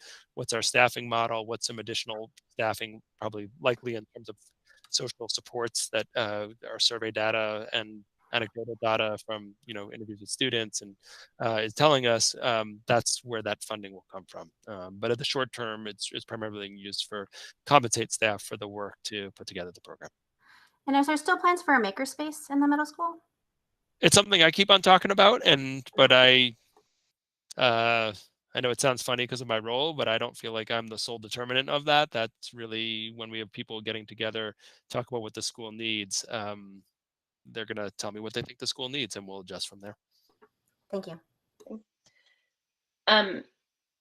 Peter, I'm guessing that you're reminding me that we probably need to at least take a thumbs up or vote on the instrument. Is that, yeah? Okay. We should clarify what agenda item we're on first, because I think we had moved on to the following one. Yes. So we haven't moved on yet to E. We are moving back to D, which is the superintendent evaluation, reviewing the instrument. So I will make the motion that we approve the survey evaluation instrument as presented with the as amended with the removing the bolding. Second. Moved by Allison, seconded by Peter. We'll take a roll call vote. Irv? Irv, aye. Peter? Peter, aye. Jennifer? Jennifer, aye. And Allison, aye. Thank you. Motion passes unanimously. And now we are moving on to the item E, which is a Crocker Farm capital project. And I'll ask that if folks have questions on previous agenda items, if we hold them and maybe follow up with Mike or me afterward, it would help us keep moving. Mike?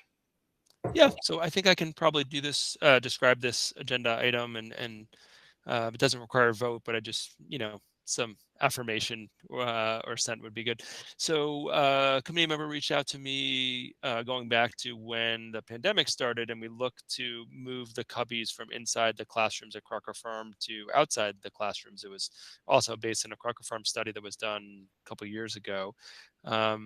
And whether we could do that or not. And, I've talked about it with our facilities department, and a couple of things emerged. One is that we do see that as an accessibility issue. Well, technically it meets the code for ADA. Having those cubby areas in the classroom really is limiting for students with individuals with mobility challenges. At Crocker Farm, it makes the rooms exceedingly small because you lose so much real estate. It also, based on where the sink is, we've received anecdotal feedback from folks with mobility challenges that it creates some barriers to where they can be seated in the room. On the flip side, we worry about the hallways and making the hallways, will they be wide enough? If we have cubbies in the hallways, that'll take up some space in the hallways. We'll need a code review to make sure we wouldn't be inadvertently creating additional accessibility items. So I guess what I'd like to propose tonight is there's already capital items from 2020 that we're working our way through for interior improvements around ADA, and to use some of those funds to hire someone who could do a study, do a code review, and get us a reasonable cost estimate of, they'd be custom cubbies that we're putting in the hallways. They're not, can't just like chop them out of the classrooms and put them in the hallway. That's not how this would work from a safety perspective, but that we use existing funds to do that. To me, it's a really good suggestion. I think it's a worthwhile project. We don't know what the future holds, but if it creates classroom environments with more accessibility and less barriers for individuals with mobility challenges, I think while that wasn't explicitly identified as much in the ADA study, on a functional level, it does affect individuals on a daily basis. And so talking to Rupert, Roy Clark, our facilities director, we feel like we do have the funds to perform that kind of study and hopefully have that done in time where we can see what the real cost would be and implications would be for the school. To bring that back to the committee at some point in the next fiscal year to figure out what actions you'd like to take. So I guess the proposal I'd have is not a request for new money, but to use existing funds for this explicit purpose. I think the other thing that was a good conversation about is making sure that Crocker Farm continues to receive focus and attention as we move forward with this building project. And this is an area that is a point of frustration for lots and lots of people at Crocker Farm staff members. I was principal there for a bunch of years, and I heard about it. We came up with convex or concave mirrors so that teachers could actually see behind there, so that they had supervision. So it's a really creative solution by our late facility director, Ron Bohanowitz. But, they're creative solutions to problems that maybe we can solve in a way that promotes having more space and more accessibility in the classrooms there. So I just want to make sure that the committee was comfortable with that very good suggestion that came from a committee member. We feel like we have sufficient funds. We feel like it's a worthy cause and purpose, and just wouldn't want to move forward without the committee being on board with taking a look at Crocker Farm and how to create more space in the classrooms. So just to be clear, the ask is to use unspent current funds to conduct the study and get some estimations for us to consider later. Okay. Estimation as well as, you know, any potential code issues that would be created by this, just to make sure that we're not inadvertently creating different accessibility challenges in hallways. Thank you. Jennifer. I think that's a great idea. And roughly, what do we think the timing is of, like, you know, getting someone to do the study and doing the study? And I know you mentioned the next fiscal year, but like roughly, what do we think the timing is? We talked about that a bit. I think in the current climate, the challenge is finding the person to come and do it. We don't think once the person was on board that it would be a terribly long process. It's probably a site visit of a day or two to do some measurements and take back, and then to price out what this would cost. It's the code piece is more expensive, right? That's where the cost comes from. It's not just the casual piece. It's making sure, looking at how the usage of the hallway, the number of students that use it, and how much real estate would need to be dedicated to it. So once we got someone on board, we don't think it would be a tremendously long process, but getting people to bid on projects that aren't over $20,000 is a challenge in the current market. So, and we imagine that the study would be somewhere between 10 and 20 to do. So that's, I think, the only reason I'm hedging is we can put it out, and if there's no bids, then that slows us down. If there's bids, then we think it can be something that we could perhaps complete in the fall. Peter. So yes, totally supportive. Completely makes sense under the umbrella of ADA accessibility. So thank you to the committee member who brought this forward.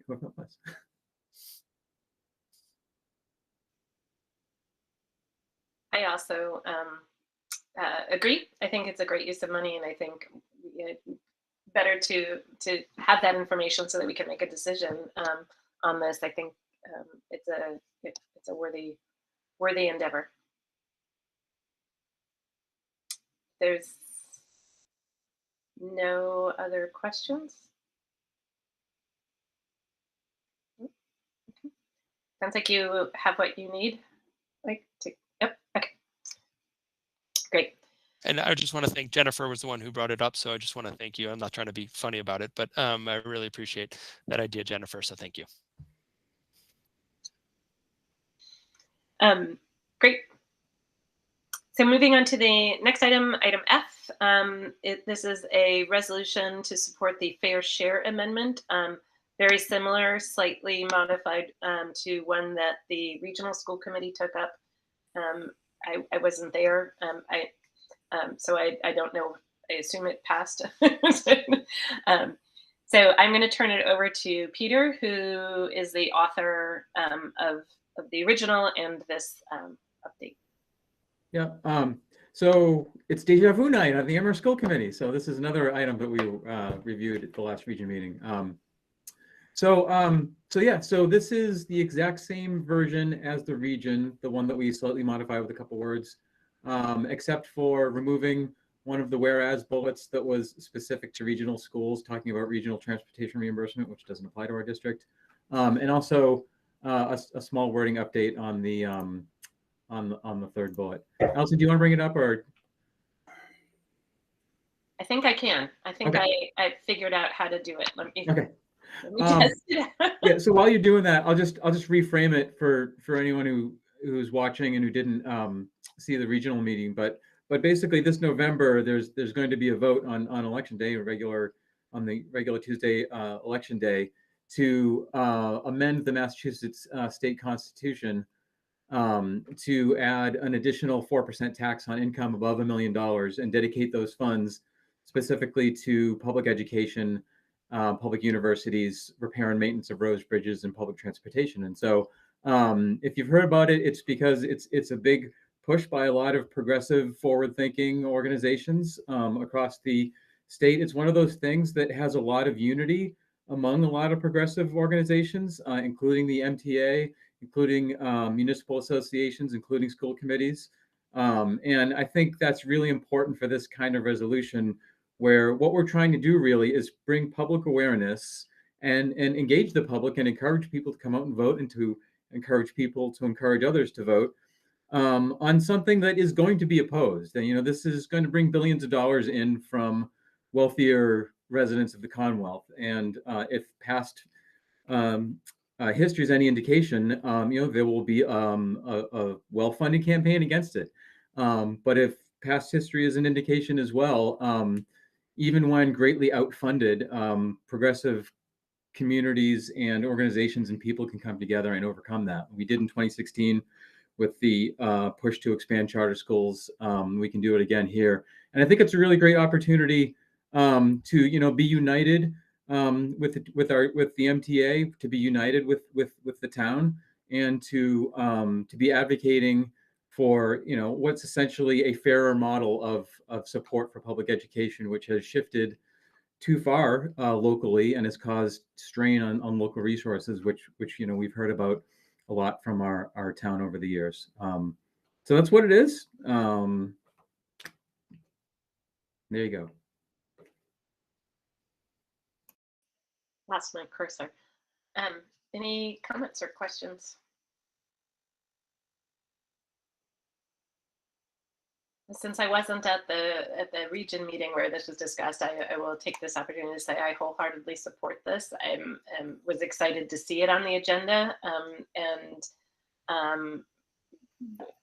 will cast my vote, support this effort in any way that we can. Any other comments, discussion?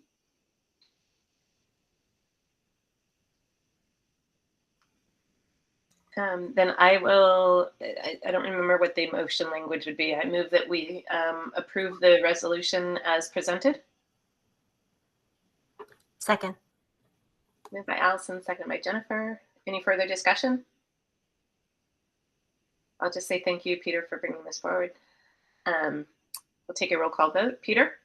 Peter, aye. Irv? Irv, aye. Allison, aye. Jennifer? Jennifer, aye. The motion passes unanimously. Thank you.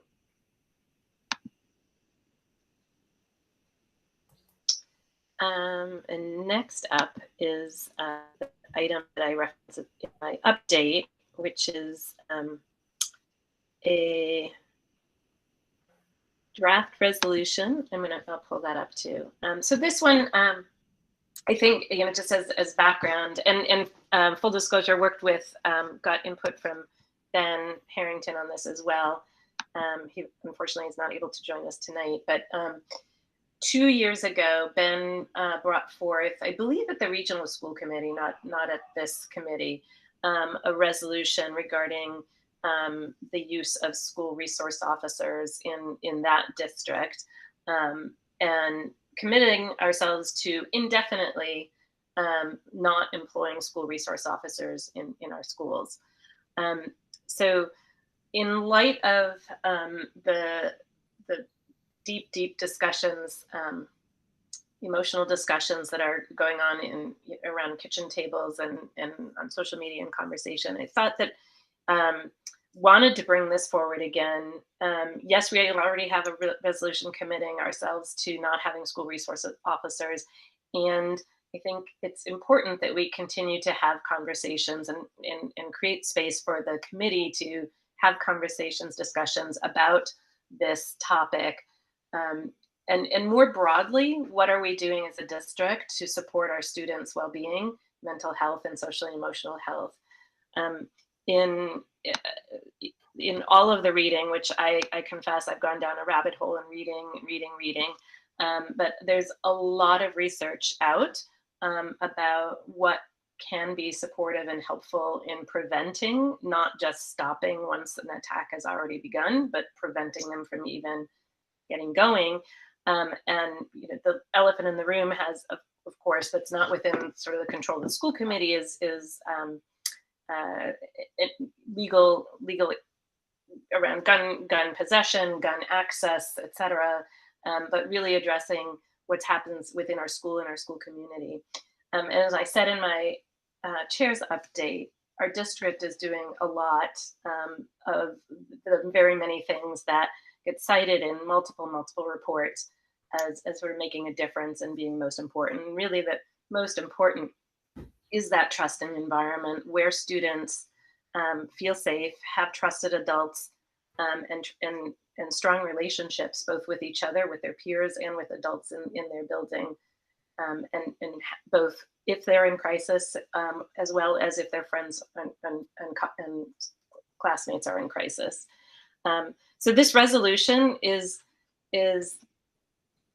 mostly about stating and restating and having that conversation here about our support of the work and continued commitment to supporting that work, which includes ensuring that we have the resources available to continue that work, so the mental health supports, social and emotional learning, the staff training for mental health first aid. I pulled that language from the email that Mike sent.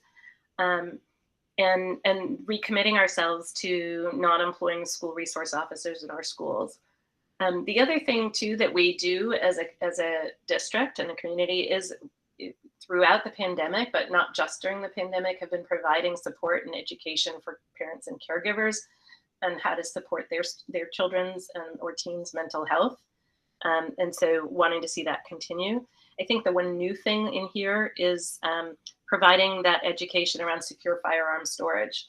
I think that is one thing that is a law in Massachusetts. I've researched all of our gun laws in our state, and there are laws about keeping about safe storage of firearms in homes. And the many studies have shown that that students, when students are actually not legally able to purchase a gun or own a gun, they're still accessing guns, and they're accessing them in their own homes or homes of their friends or neighbors. And so education on that can go a long way to reminding responsible gun owners about safe firearm storage. There is an organization that provides tools for, such as how to talk to others, your children's friends, and their families about safe firearm storage, and sort of having those conversations and being open to having those conversations. So that's one thing that I think is new here. Most everything is just recommitting ourselves to things that we've been doing, that the district is doing, and has been doing for years. So with that, I will share the screen so that folks can look at that. I apologize for not doing that while I was talking.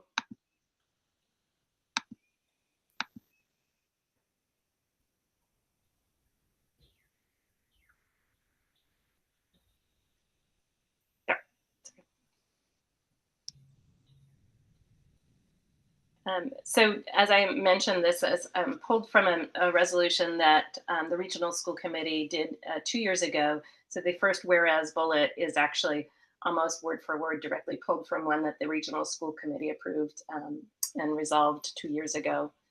The rest are new. Speaking to the fact that firearm-related injuries are the #1 cause of death for children under the age of 19. That studies have that the presence of armed school resource officers has not been shown to reduce gun-related incidents or violence in schools. But as we noted when the Regional School Committee approved that resolution, it can cause students to feel less safe, can lead to more suspensions and expulsions, particularly among BIPOC students, and can criminalize minor misbehavior.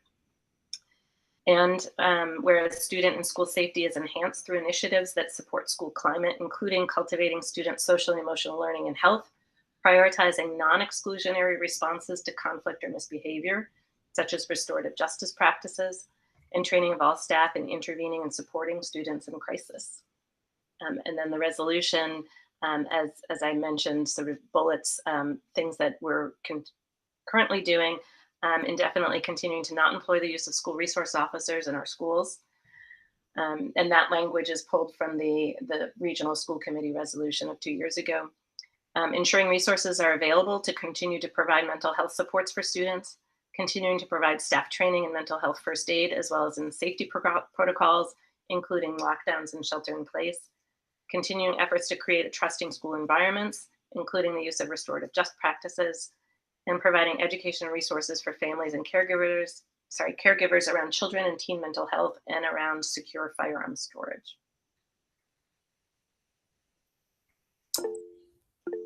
Peter.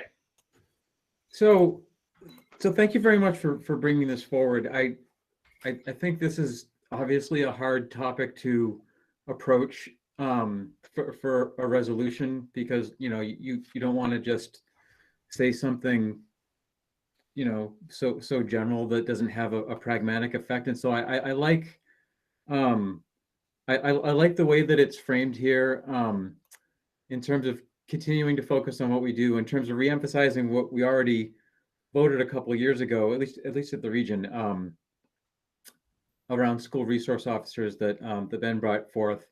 And I really like the last bullet about providing education and resources for families and caregivers around children and teen mental health and around secure firearm storage, that it's education and resources. And I think that's a really important point, because that bullet point doesn't say telling parents that guns are bad. That might be something that we individually feel, but the reality is that there are guns in our community. There are legally acquired, legally purchased firearms in many houses in our communities, and we might not think about it as pointedly as that often, because of our really left-leaning politics most of the time, but that's the reality. And so okay, so what's the practical way that we can increase the safety of that? And so I really like that that the committee directs the superintendent to take the necessary steps to enforce the resolution, which is, okay, find a practical, appropriate way, given that we are a community organization that interfaces with parents and children, to provide those education and resources. And I think Dr. Morris has done an excellent job in the past in terms of other topics that have been politically fraught, by providing dispassionate, helpful, pragmatic information. So I really like that focus. The one item I didn't see here that I didn't know if it was worth adding is a statement about the arming of teachers. So again, this might not be something that we think is even a possibility in Amherst or in Massachusetts, but it's a real conversation nationally right now. That they can't no longer, unfortunately and very sadly, can no longer be dismissed as a fringe belief. And there's also real concern about what the Supreme Court might do in the coming years that will erode a state's ability to enforce its own laws that are opposed to greater laws, right? And so I don't want to get too detailed in terms of what's coming through with New York and licenses and whatnot, but it behooves. I think there's benefit, more than symbolic benefit, I think, to a declaration of principle on the part of our district that says, this we believe and this we will not support, regardless of what the legal changes are in the coming years at the state or federal level. So something like being categorically opposed to the arming of teachers in school in any way, and just leaving it at that. That is a policy of the school committee. That's something that we can be committed to, because it's a specific application of what goes on in our schools.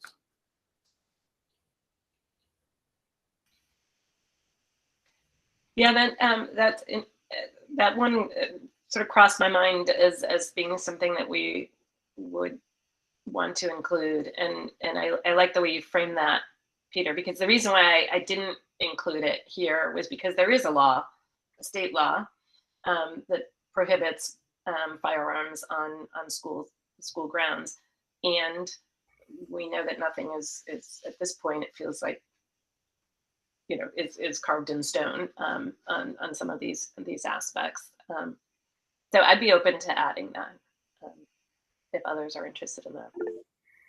Jennifer. Yeah, I would also be in favor of adding that. Another thing when it comes to adding things, might we want to say something something in favor of, or that we add something to this to the effect of that we would advocate for or be in favor of common sense gun laws, which, you know, when I saw the title in the agenda is Statement on Gun Safety, and I thought the resolution was going to be about common sense gun laws, and it turns out it isn't mentioned, and it's I feel like the content of this mentions firearms and gun safety, but is also mostly about supporting students in their mental and social and emotional health, which is all wonderful. I'm totally in favor of it. But I think if we really want to address gun safety, I thought this was going to be more like the fair share resolution, where we're advocating or saying that we are in favor of something at the legislative level. So I would also be in favor of adding something about showing that we would advocate for common sense gun laws. Peter. I think that's an excellent suggestion. Yes, something about like encouraging our elected representatives to strengthen our federal gun laws, and then maybe with some that fall far short of what's needed to keep children as safe as possible. I mean, it's a resolution, right? So it's like a declaration of what we believe, and so it's okay to take a stance. And I think that's, I mean, I think that's about the most, in my view, least arguable point about gun laws is that they fall far short about what's needed to keep children as safe as possible. I think that would be a statement, something like that. But yeah, absolutely.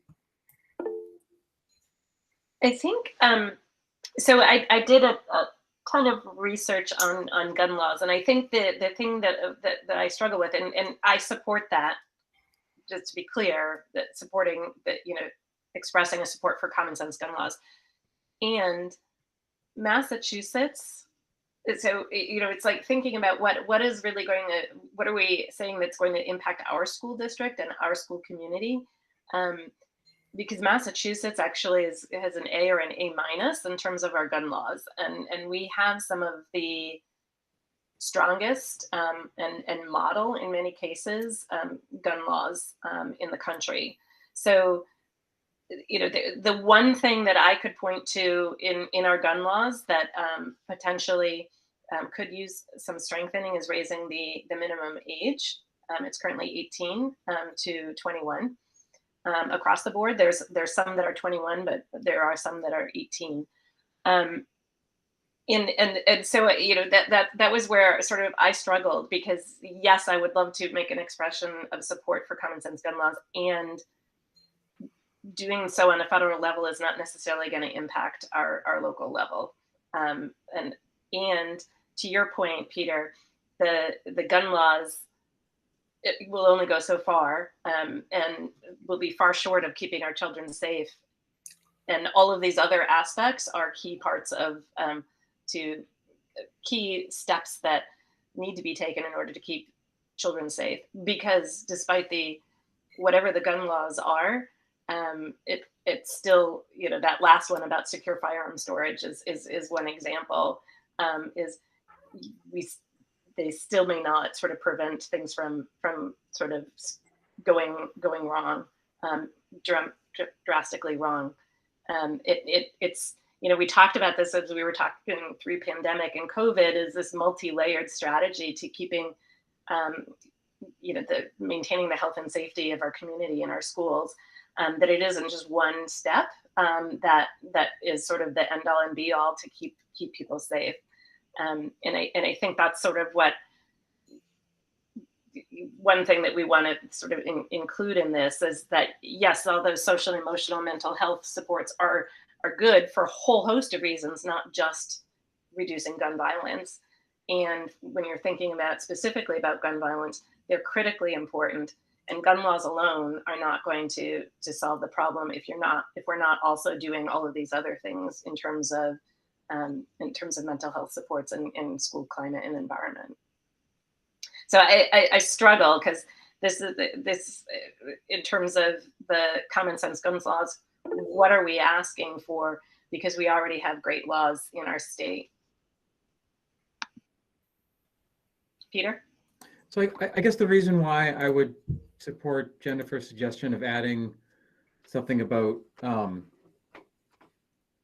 lobbying or encouraging our elected representatives like to strengthen our federal gun laws is that, well, one is the firewall issue of it's not necessarily guaranteed that great state laws are going to be able to hold the line against whatever federal decisions are coming down the pike in the next number of years or decades, right? I mean, you could imagine a Supreme Court decision that invalidates a number of Massachusetts strong gun laws. So there's that. I think the other thing too is just for practicality is that we're within 2-hour drive of like 5 other states.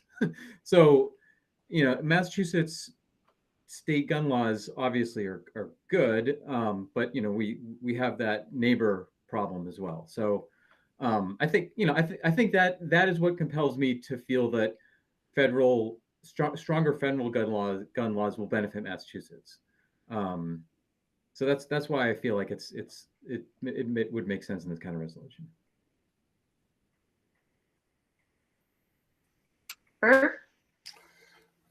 Yes, I really like this whole resolution thing. And the other thing that I think would be helpful from my point of view, I grew up around guns. When you turned 13, where I came from, you got a shotgun. But people where we were poor, and it was for subsistence. You actually went out to, you put dinner on the table with that. And around here in Amherst, one of the things that I ran into, I used to go with some friends here to shoot guns up on Nuwatatak here. And I stopped going because I thought that the mental health of the people around me was not so comforting. So I stopped doing that. But one of the things that I learned from the gun owners that I do know here in town is that all of us would be quite shocked to know of the number of concealed permits that are in circulation in this town, which is remarkable.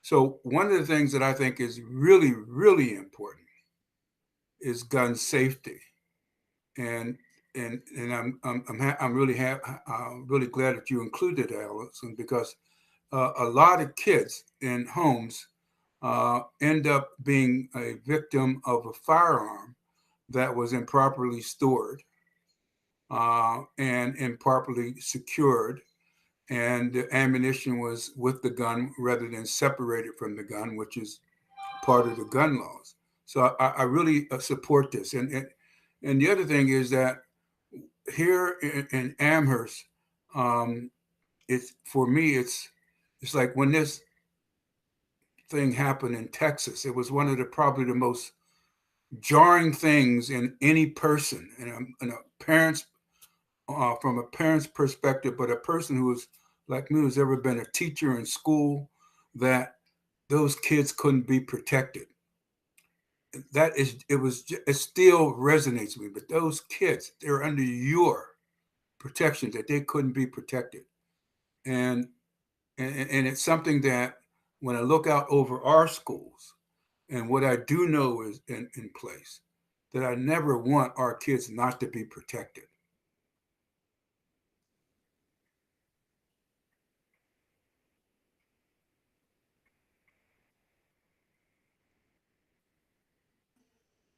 Sorry, lost my cursor again. Thank you. Peter.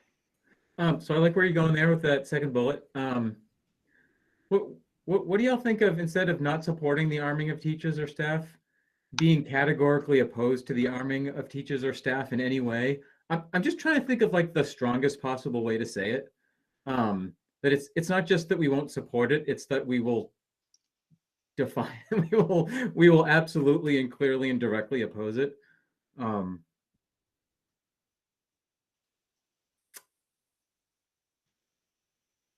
Categorically, is that what you said? Yeah. I mean, I'm open to different words, I guess, but like in any way, just to clear up any, possible I don't know. I guess with declarations like that, I guess I just like being as pointed as the language allows. Mhm. And I don't know where we were at with federal gun laws. Yeah, that's what I was. My next question was, because this resolution right now is sort of directed internally and into the district staff and not necessarily externally to others. So we can include it in here, but usually when we've sort of when we've asked for advocacy in past things, when we've been advocacy on the federal level, we've directed district staff to send copies of this to such and such individuals, right? So I guess my question is, do we want to include it in here and have this go to federal, to our US representatives, or do we want to consider it having a modification, a different version, a variation of this that is directed specifically towards that purpose? I'm asking a question. I don't really have an opinion either way. I think if we want to make this about federal laws, we might need to do a little bit more tweaking than just adding the bullet. Peter. So I guess the way I read it is that I see the helpful phrase that's at the header, which is the Amherst School Committee commits to the following. So this is a declaration of what we're committing to. Yep. Right. And so we're committing to supporting these policies. And then if we want to commit to directing or lobbying or encouraging or some other verb our representatives to strengthen federal gun laws, I think we can do that. That would be different than, we want you to support HR 417 because of, et cetera, like, Yeah. specific legislative lobbying opportunity. I mean, not that the school committee is going to take up, a substantial part of its time with federal lobbying activity, but I think that, we interact with state representatives who then interact with federal representatives. Our federal congressional representatives are frequently around. I mean, I think there's opportunities to just continue that conversation and say, okay, I'm part of a committee that has committed to advancing this message, that we have to keep pushing the envelope everywhere to encourage an update of federal gun laws.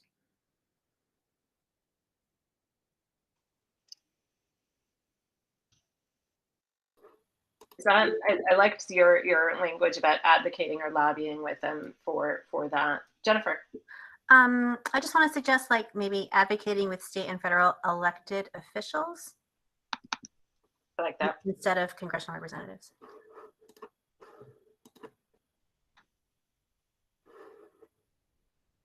Is this the wording that we want to use?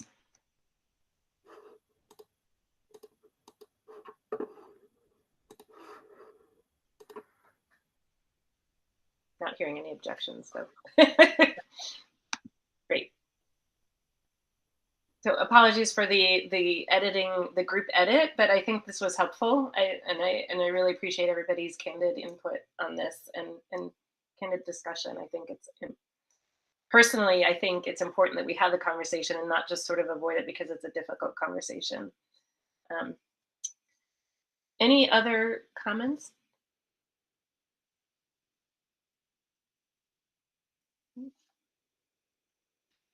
I move then that we approve the resolution as amended during this meeting.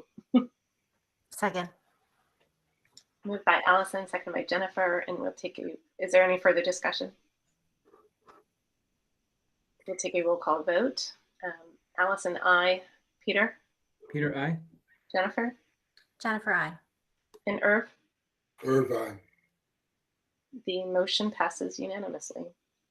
Thank you all for having this conversation.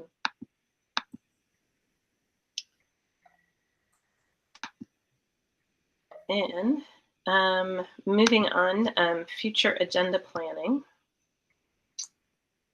I do not have that. Our next meeting is in June, but I need to pull up that June document. 28th. June 28th, yes. Yep. So what I have is the superintendent, well, there's a joint meeting on the 9th, I should say, just for the orientation artifacts. Sorry, I should have said that. But Yep. in terms of the full Amherst School Committee, I have the 28th, and I have the evaluation vote, FY23 goals guidance, as you said before, Allison, looking at the meeting calendar for next year, and then Comandante's enrollment update are the topics we have. Yep. Any other, Peter? So given that next month is LGBTQ Pride Month, and given the unfortunate increased national hostility towards the inclusivity of LGBTQ, particularly in the schools, at the younger grades, I would appreciate like just a brief like discussion or update, Dr. Morris, on how we include and support children, especially in the younger grades. We hear a lot about it, you know, rightfully, and at the older grades when there's some more student activism. But you know, how we support students, and how we teach that, how we include that, that important part of identity in students, I think would be a good opportunity. I think both that and the Comandante's policy, I think we can do our best with. I do want to note that some people who would typically be charged with presenting are 10-month employees and would no longer be working during that time period. So I think I'll talk to Allison, and it's not to disagree with your comment or the importance of that. I do wonder if we'll do it justice without some folks who are working on June 28th to be able to present on both of those topics. So Allison and I talked briefly the other day about this, and I think we'll put our minds together and figure out what makes sense to bring back to the committee, if that's okay.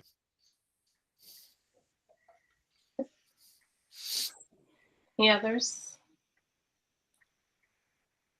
I'll just say, I think just we'll keep a placeholder in case there's any budget discussions that we need to have after the town council vote. Okay. With that, we'll move on to the next item, which is the warrant report. And thank you to Sasha and Doug for attaching the report. So if you're logged in, school committee members, you should be able to see the actual reports.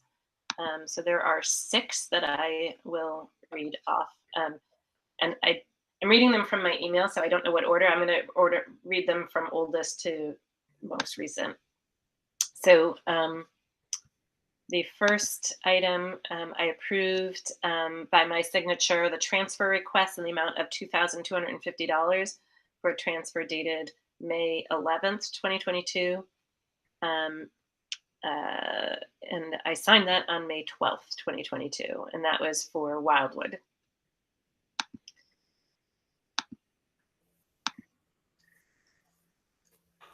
I also authorized by my signature payroll in the amount of $800,490.02, dated May 18th, 2022, and I signed that on May 18th, 2022.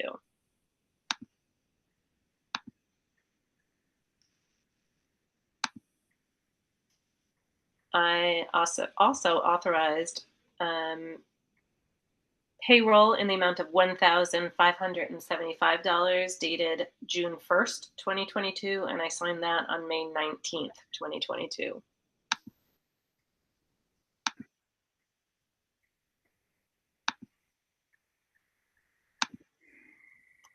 I authorized by my signature to payables in the amount of $485,022.49 for a warrant dated May 20th, 2022.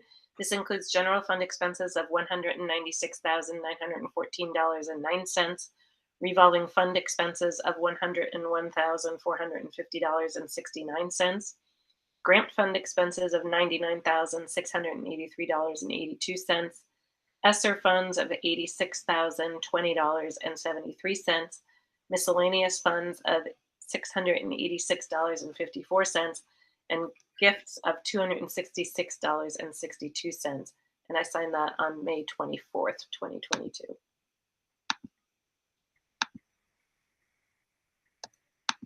I authorized by my signature a transfer request in the amount of $2,578.56 for the transfer dated May 27th, 2022, and I signed that on May 27th, 22, and that was for Fort River. In last, I authorized payroll in the amount of $768,434.75 dated June 1st, 2022, and I signed that today, May 31st, 2022. And that is all. Next up, we have gifts, and I don't see any gifts to attach tonight. So with that, I will move that we adjourn. Second. Moved by Allison, seconded by Jennifer. There's no discussion, and we'll take a roll call vote. Irv. Aye. Jennifer. Aye. Peter. Aye. And Allison, aye. Motion passes unanimously. We're adjourned. Thank you all. Have a good night.